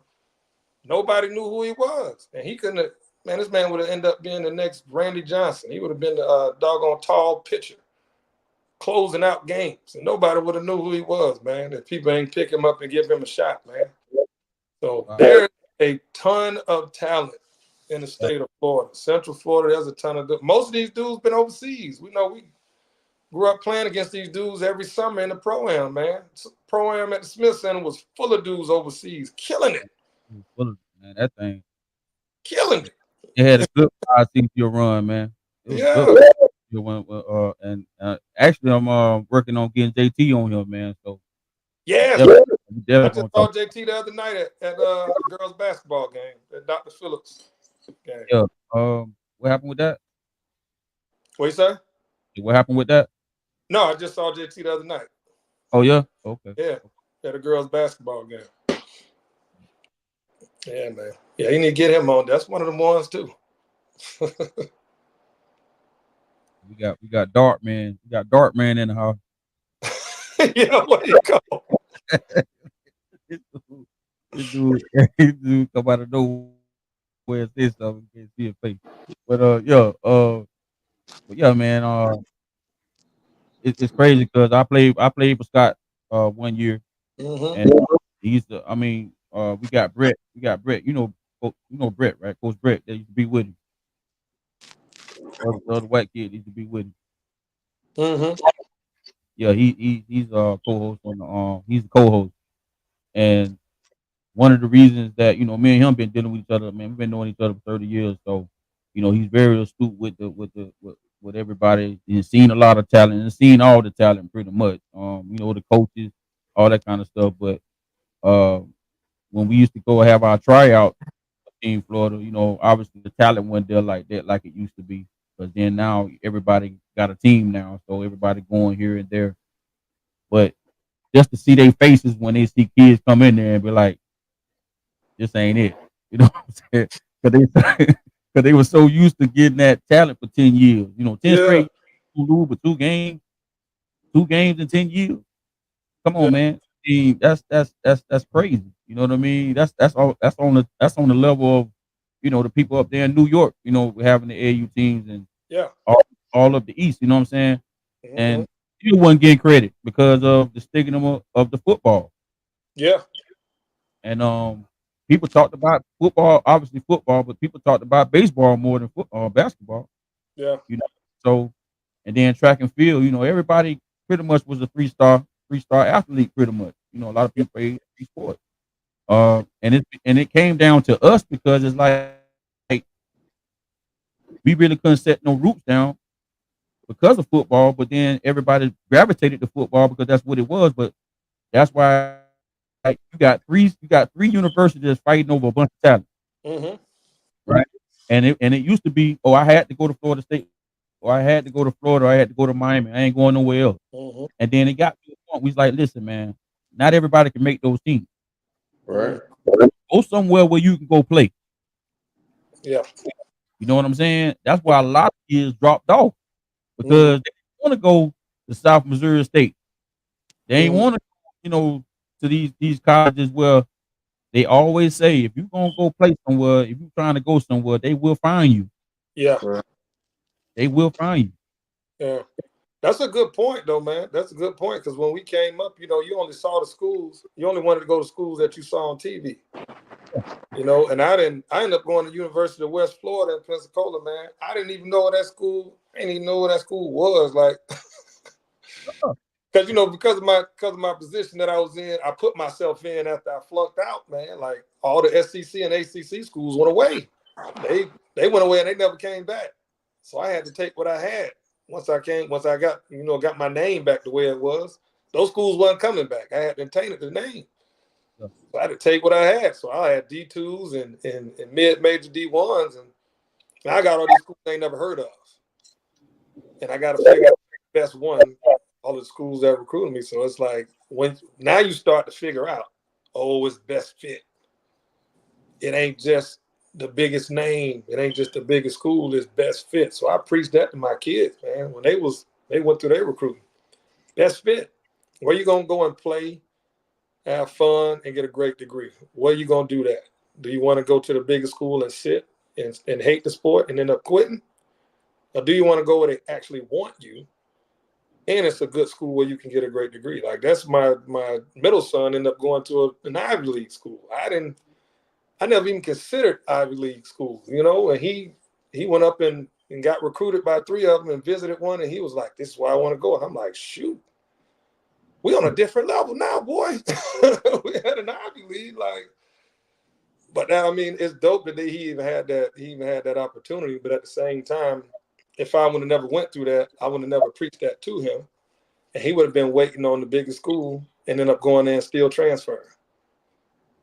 So it's that's a really good point, man. A lot of cats fell off because they were just like, I'm not settling for that. So I go to this other sport, or I just won't play. I know a lot of dudes like that, great athletes, man, and they didn't get recruited. They just didn't play. And it was like, dang, for real, you didn't play nowhere? And they're regretting it to this day. Yeah, that's a great point, man. Some of the best athletes I grew up with didn't play, man. And to piggyback on that, a lot of the kids didn't understand the recruiting process. Yeah. So they think they being courted, right? Yeah, you really seriously think that this coach just recruiting you? They Mm-hmm. recruiting on the position. They got Mm-hmm. top 5 on 1, 2, 3, all the way to 5. If I Right. can't get number 1, I'm going to 2. If I can't get 2, I'm getting 3, and so forth, so forth. And Yes. they get their heart broken because, oh, well, coach, they wanted me. Mm-hmm. That's the business side of it. You think they gonna tell you that? No, they won't. I say, you think they gonna tell you that? They Mm-mm. gonna say to you, like when a man want a woman and he get on his knees and say, I will you marry me? That's the only time that you gonna know that they want you. That they got you. You know what I'm saying? That's when they know. Because other than that, trying to play the field and you got all this going on, man, they ain't got time to sit there and wait for you because they trying to put their team together. Yeah. So they get lost in the sauce on that too. You know. Every offer has an expiration, and that's what kids need to know. Like every offer has an expiration, and all these kids you see out here, that's like, I got 15 offers. No, they don't. They had 15. Like they probably got like 4 right now. They had 15. Them kids lying, man. Because I'm telling you, I done went through the process, and all my kids done went through the process, man. When them people offer you, I had a team offer, man. The first team who offered my middle son, D1 school here in Florida. I won't call them out because, boy, I was so mad with them. But they offered him first team. We're going to recruit him hard. D1 school. Man, like months go by, they fell off. Meanwhile, I see them on social media offering everybody. They offered about 20 more people, right? So then they come down to our gym. I'm still at Winterman Prep, still coaching. They come down to our gym. Coach walks in and talks to me like he's never offered my son. Coach walks in and he's like, yeah, like we want to offer him. We see him playing a different position, stretch forward, but we want to offer him in the fall. I said, bro, you offered him over the summer and we done. Like, what you doing? You think we gonna wait for you? Like, we done, bro. Like, he's looking at me like I'm telling you, he probably real talk forgot that he offered him. Talking to a lot of people, man. Yeah, and I'm like, bro, you told me that you were gonna offer and you were gonna recruit him hard, and that he was your number 1, and then they offered about 20 more guards, and I'm like, okay. I'm like, well, I said, bro, we gone. He already going Ivy. Like, he not even looking at you, but you can do what you want to do. But yeah, them cats, man, that game is cold blooded, and these kids are thinking that they have all these offers forever. When them coaches stop talking to you, that offer gone. Yeah, it's not there no more. And what happens at the third part of that, right? Hey coach, man, I got this coach talking to me. I got this team talking to me. Boom, boom, boom, man. I'm gonna go to that school, man. I'm like, okay, I'm sitting there listening to him, and I'm like, so did they offer you? No, they ain't offered me yet, man. But they sending me letters and this and this and that. I say, listen, man, this is how this goes. It's O and it's I. Yeah. Yeah. It's O, and then it's that scholarship. Yeah. The O's, it's an offer. You get that offer. Yeah. That I is just only interest. Mm-hmm. Interested in you. So know the difference between an O and an I, man. Mm-hmm. When you get that offer, now you set. You ain't got to worry about it. Now you just got to just worry about training, keeping yourself in shape, and being together to be able to take off for the start of school.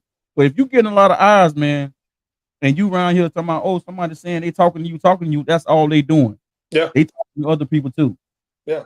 They're calling that out on the internet too. Understand people like an interest. Difference between that. They get the eyes mixed up with the O. Yeah. You get that O, you good. You get that, them getting a bunch of eyes. That's like a lot of girls that come and want to talk to you when you was balling and everything. You got all these girls around you, but then when the season over with, it might gonna be one that's gonna be there. Yeah. Where everybody else at, man? Because they go on to the next person. Yeah. You going to college now. We all to the next star. That's how they do it. That's a great analogy. And like dealing with my son, I'm telling you, he had 5 offers. That's what I'm talking about. He had 5 offers and 30 interests. So he had people that were calling him every single day. every single day. Like UCF was recruiting him from his 10th grade year. I ain't gonna say recruiting. They was talking to him from 10th. They were the first team to talk to him and never offered him. Hey, hold on, coach. But they Hey, call him every day. appreciate the comment, Mr. Williams. Yeah. Salute. What happened? Now, I was somebody in the comment section said salute to us because we doing our thing right now.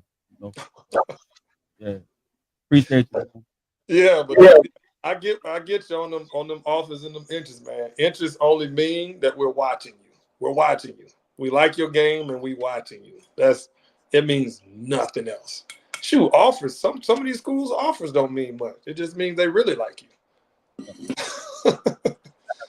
It's cold game.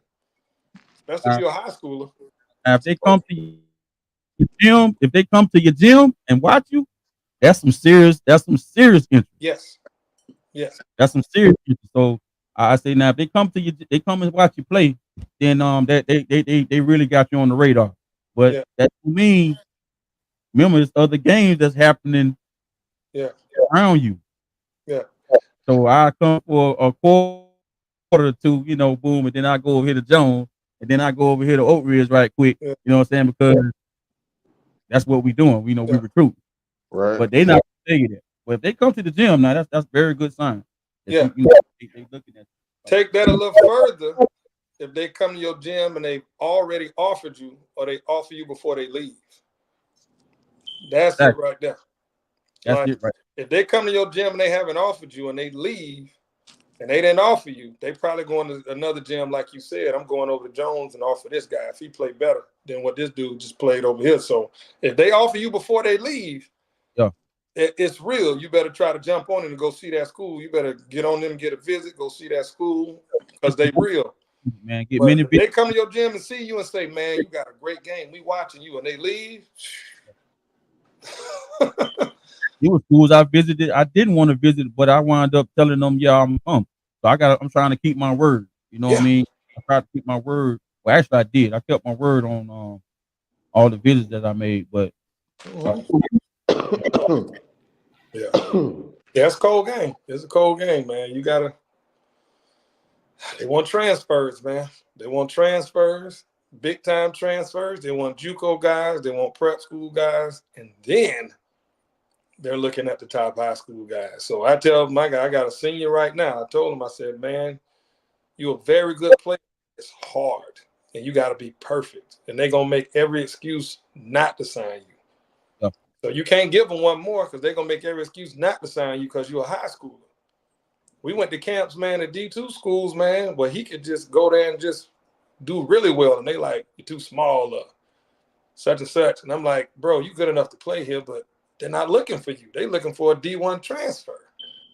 They're looking for a JUCO guy. They're looking for a prep school guy. They're looking for a guy that's already been in the program and know how to do stuff. They don't want to take a chance on you. You might be better than guys, but they don't want to take a chance. So it's tough, man. Coaches don't want to do the work. They want to have it done for them. They want you to come and be as polished as possible. They ain't got time. Like you said, they ain't got time.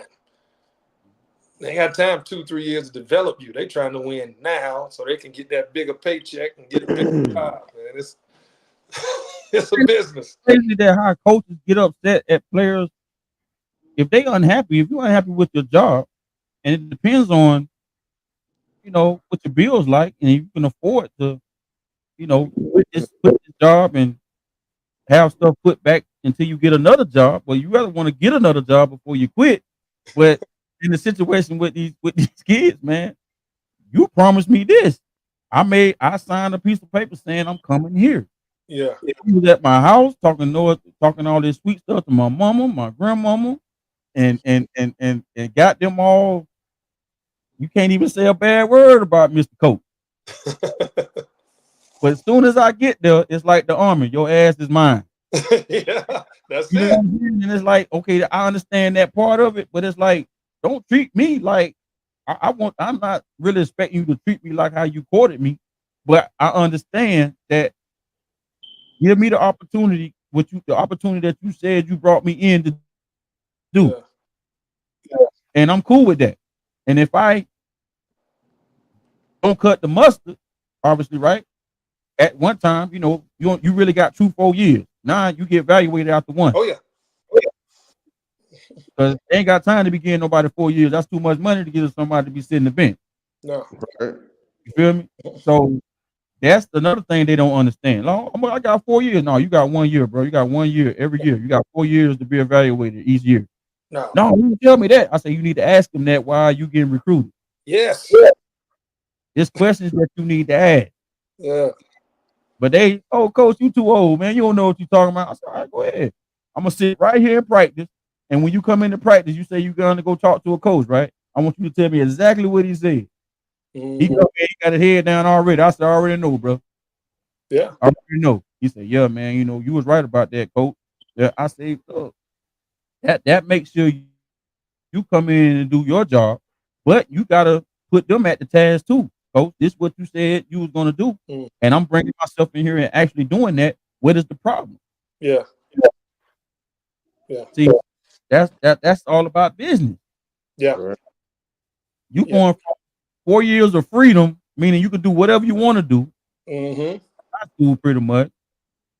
Now you coming into the business side of it. Now it ain't fun and games no more. Yeah. Right. You gotta take practice serious. You gotta take putting it in your body serious. You gotta get that make sure that you get you have things where they clock your fitness every day, every week. Mm-hmm.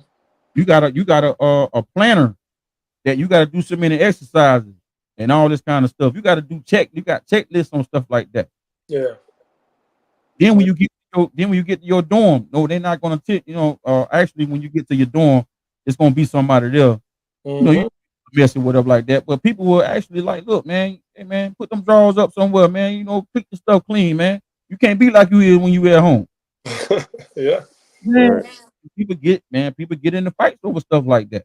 Lies. You know what I Oh, mean? yeah. It's a whole different world, meaning that now your parents are not there to save you. Yeah.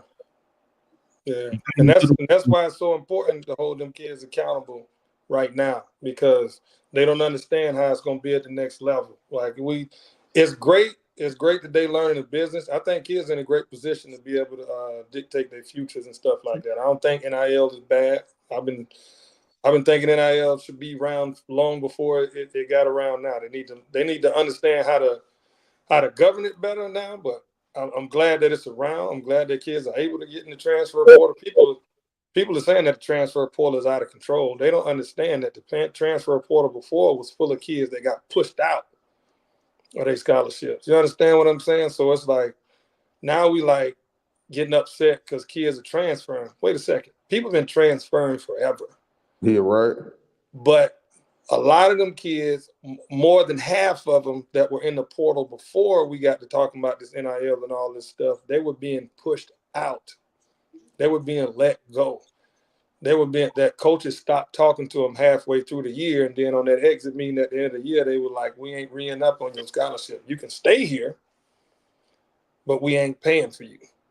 So now they got to get in the portal and go somewhere else. So that part of the story wasn't being told. I'm glad that you said that, because I played at West Florida for 4 years, and I had a different team every year. Mm. I had different cats come in and go every year. I had a I had a teammate who didn't turn in a paper when the coach told him to turn it in, and the coach let him go. Not when the professor told him to turn it in. The coach said, "You have it in by this date." He was like, "Well, I'm turning in. Professor tell me." Okay, then I'm not re up your scholarship. And he was our leading scorer. You know what I'm saying? So why did he let him go? I don't know, but coaches do what they feel like. So Right. it's great. It's great that these kids have an opportunity to control their futures, to learn the business early. You just gotta. Your parents just have to be parents. You have to parent your kids. If your son or daughter is 17, treat them like they're 17. If they 16, they 18, treat them like they 17, 18. Don't, oh, okay, you can get NIL and you can drive a car. You an adult. No, they not. Still stupid. Still gonna make bad mistakes, man. You gotta parent your kids. Let them learn the business. Let them participate in NIL if you want them to participate in it. But that character matters, man. So you have to have them play for a coach that's gonna hold them accountable. You got to hold them accountable at home, and we'll be fine. The whole conversation is about parents with low standards because they want their kids to do well. But you have to be a well-rounded person in this world, and when that ball stops bouncing, what you gonna do? Yeah. The So afterlife of sports. yeah, yeah. It stop bouncing. What you gonna do? Learn that business. Learn that business. Do Yeah. well. Get as much as you can. But understand, it starts with your game, and your game starts with your character, and that character is with integrity, and that integrity is the work you put in every single day. Ain't nobody asking you to put it in. You put it in. Hold yourself accountable, and then people can hold you accountable even easier. So I'm gonna be preaching here for a second, so I'm gonna chill. that's Amen. that's that's Amen. what it's about, though. That's what it's about. And then the most important thing that I left out. This is the very most important thing that you leave out. I left out. Mhm. You can't bring the moon to the sun.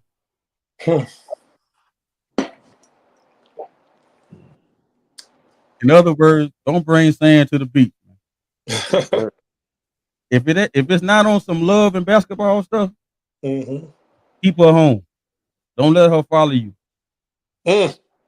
Do that because I know from experience, not myself, but I know from seeing people take their girlfriend Mhm. to the college and knowing damn well. I mean, if you got a girl, and a lot of people don't want to be honest with this. You know when if you got a girl and you say, "Oh, I love you," this, woo, woo, woo, woo, all that, right? You know when you go to college, you finna see something better than that, man. Yeah. You know you is. Now, if you're gonna be, I'm just keeping it real. It's just what Yeah. people may say. Oh, why you say that? It's the reality. Mhm. Because when I went to college, it was exactly what I'm talking about, Mhm. right? But I didn't have a girl, but at the same time, it's like, man, it's a whole different world here.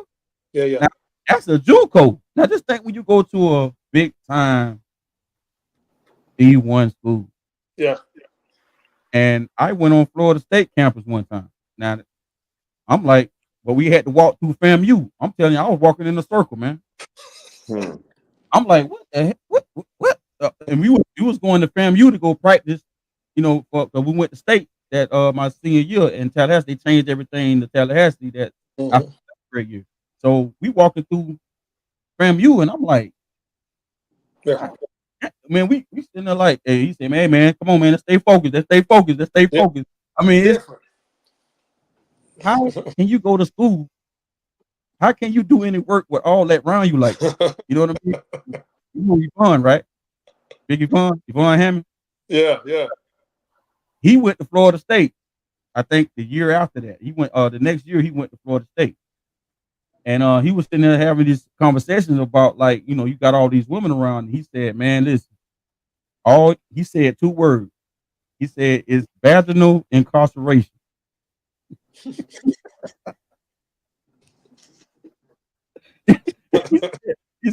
he said that was the one or two reasons he almost dropped out. Was smoking weed and all them women, man. He said, man, he almost dropped out, man. I was like, I had to laugh because I believe him because I seen what he was talking about. I went to the club called the Moon, You right? tell no lies. Right? And I'm like, man, this right here is unreal. You know, so these Lies. guys, you got to tell these guys just by experience. You know what I'm saying? You have to. It's a balance you got to have. If you're trying to achieve something in your life, you gotta. It's nothing wrong with dealing with women, but deal with the right one. Deal with make your choice better. You know what I mean? Yeah. Sometimes you make a choice and it comes out bad. But at the Yeah. end of the day, don't get yourself down on that. But if you're gonna let that box control what you do, Yeah. and when you start crying about, oh well, I miss you, this and that, listen, hey, I gotta miss you. Yeah. I'm on a mission. Just Mhm. think get finished with my mission, you'll be there. Now, if that comes down to later situations or whatever, but a man gotta always concentrate on his purpose. Amen. And if you don't, if that woman is just like that, meaning that she's willing to purpose, then that's the one. But if she gonna be like, well, I don't understand why you got to do this. Nah, man, I ain't trying to hear that. Yeah. Because that's how you met me. Yeah. And that works vice versa too. So it ain't just a one way thing. So that's why I tell these guys when I coach them, that's always gonna be there. Like they used to tell us, it's always gonna be there, brother. Don't worry Yeah. about it. Can't let that be your focus. Yeah. Right. You know what I'm saying? But once the money comes, everything coming. You don't know if they're gonna be a real lady or not. Everything coming at you, man. Yeah. Yeah. Yeah. You know what I'm saying? So you got to be, if you have that, like you say, you got those three boys. I already know they ain't gonna never get in that type of situation because they still fear daddy. They still fear mama. You know what I'm saying? And that's Yeah. we talk about this a whole lot right now, man. But it's just I just look at the situation like, man, I see these kids going down the road they're going, and you can't tell them that what rules do is this Yeah. Yeah. and this Yeah. this. Yeah. Yeah. You know what I mean? You tell no lies, man. You are telling no lies there. And I think the most important thing for them to learn is like if fun. I just told this my best player today, man, because I was getting on him about some other stuff. I told him fun is on the back end of discipline. Like all this stuff that you want and all this stuff that you desire, you're gonna have more of it on the back end of your discipline. So if you're disciplined right now and you get what you want out of this discipline, out of being diligent over your game, like disciplining yourself from going to sleep at night, putting your phone down, waking up, getting a good breakfast in, being ready for school, doing everything you have to do during the day, getting your work done. There's always fun on the other side of discipline because you don't have to think about the thing that you discipline in. Like that thing gets done, and then you go and you do what you do. Like it's never any toil, it's never any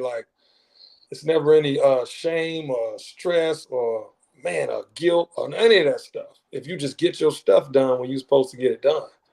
And at an early age, when we got all this energy, that's why we was able to do all that stuff coming up, man. We was able to do everything we wanted to do. We was able to go to the court for 5 hours. We was able to work out for 2, 3 hours. Like we can't do that junk now if we wanted to. But back then we had all that energy, we was able to do it. So the fun is on the back end of that. You see these guys in the league, man. They might be doing some dumb stuff with their time sometimes, but them dudes got there because they didn't do what everybody else did. They just said, "Nah, I'm gonna discipline myself right now so I can have fun when I want to, and I can have it the way I want to have it." And it ain't agreeable with everything that everybody does, but you have to admire them for what they did to get there. And that's the part that everybody has to look at if you're willing to get there. Like your values are your values, but everybody want to enjoy what they have. But you can't enjoy it before you get it. And I think that's the main message I tell them, man. Fun is on the other side of this. Y'all want to win? Well, it's not gonna be fun here in practice, man. It's not gonna be fun. We can't enjoy every second of it if we want to enjoy the end of the season. Like we're gonna come in practice and we're gonna enjoy every second of practice, and then our season gonna end quick, and all y'all gonna be crying in the locker room. Like you got to come here and you got to put all that fun to the side and be disciplined right now. Then it'd be much more fun later when you win your last game. That's fun. That's fun. I'd have been there before. You win that last game, man. Dang, you look back on the season and be like, boy, this is special. And you never forget any of the people you did it with. So it's like that thing that's in the game, it has to be carried over into their life, man. Fun is on the other side of discipline. Hey, I can tell you right now, man, this is very informative uh podcast. Good session, man. Some good things been said. And a lot of things that, like I said, a lot of people don't want to put out there. They want to be politically correct on things. Some stuff need to just be said where it gonna need to be said so it can be heard properly. Um, but you got anything else? Yeah. Um, I would say, a kid that's coming to you the last senior year in high school, and they're saying, "Coach, I did my best," and they transferring to you from a previous school, Mm-hmm. and they come to you and they telling you that, Coach Sharrod, I did my best, but it just didn't work at the other school. I Mm-hmm. got good grades. I got good stats. You know, and they also say that I'm looking at trying to go to not necessarily a Power Five school, but a mid-major D1 Mm-hmm. or a pretty good D2 school. Mm-hmm. How would you go out your way fulfill that kid's dream if they putting forward 110% effort for you? Yeah, I have a kid like that now. Now he was at the school last year, but he didn't do what he wanted to do last year, and he's now doing everything that he wants to do, but he's kind of behind on recruiting and behind on his development. Like he's catching up to where he needs to be. So the way I approach that is I have a serious talk with him first of all, and see if he really wants it. Like, do you want?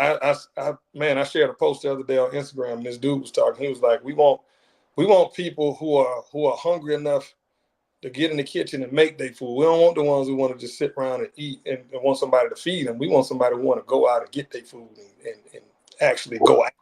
So you got to find out first if that kid is one of them ones.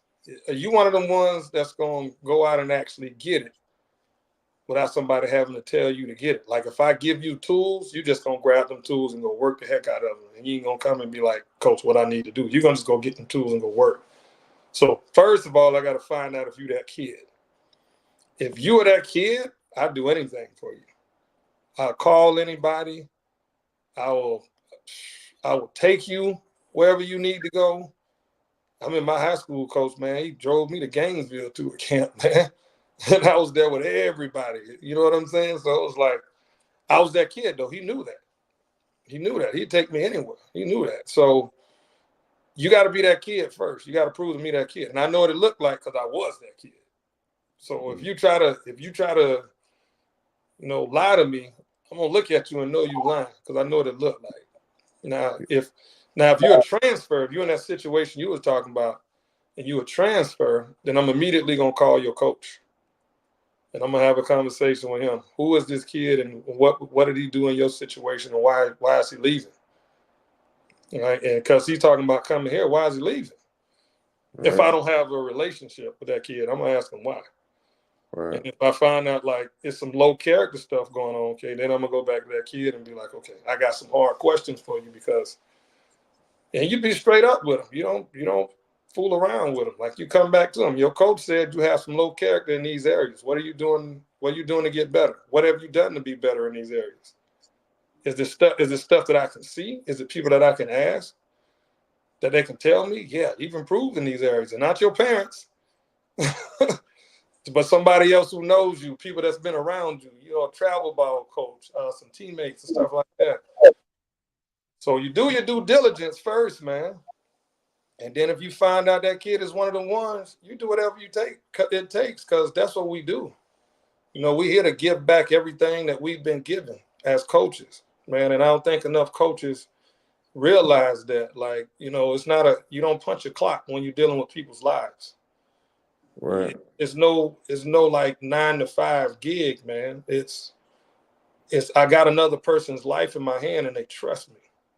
So right, if you're willing to leave your spot and come to my spot, and you really want to get a chance, and you really want to play with 4 other guys, and you really want to be a leader on the team because you're a senior, so that means you're a leader.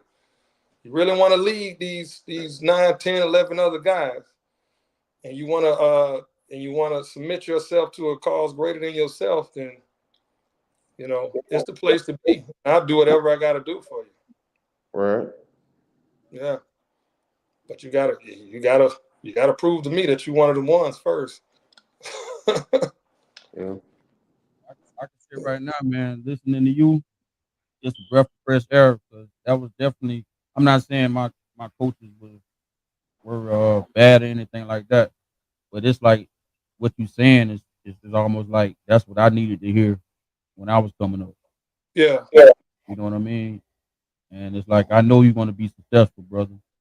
Um, like I told you, if you need any help, man, just hit me up. Yes, sir. Yeah. Absolutely, absolutely. The players need to hear stuff. They need to hear your perspective. You know, they need to hear perspectives like this from people who actually love it and giving back to it for the right reasons. You know, and you're doing it for the right reasons. You don't have to do this. Yeah. So this is amazing. This is amazing. Yeah, I appreciate it, man. But is there anything else, man? We gonna get on in here and get some of these vittles, man, and some of this Yeah, we've football. been doing this for a minute now. Uh, This is over 2 hours here. yeah, this Yeah. is perfect, man. We definitely gonna do this again, man. You just let me know when you wanna, just holler at me. Definitely during the season, man. I might need, get some updates on what's going on with you, Oh man. yeah. Oh Definitely yeah, gonna be good. definitely. So, yeah, man. I 100%. definitely, I appreciate y'all, man. Appreciate y'all. Yeah, no Appreciate problem, y'all. Sharrod. Good talking with you, man. Yes, sir. yeah. So we'll say peace Mm-hmm. and say hello to the family for me. And All right. good night, bro.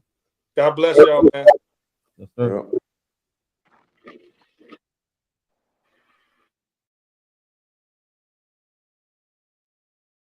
I would like to say, thank you, and please subscribe to the podcast, like, share, and hit the subscribe button. I mean the notification button, so you can get the update on what the podcast is doing, and also look out for the live. Uh, Again, thanks for tuning in. For the people who have tuned in, and have a good night.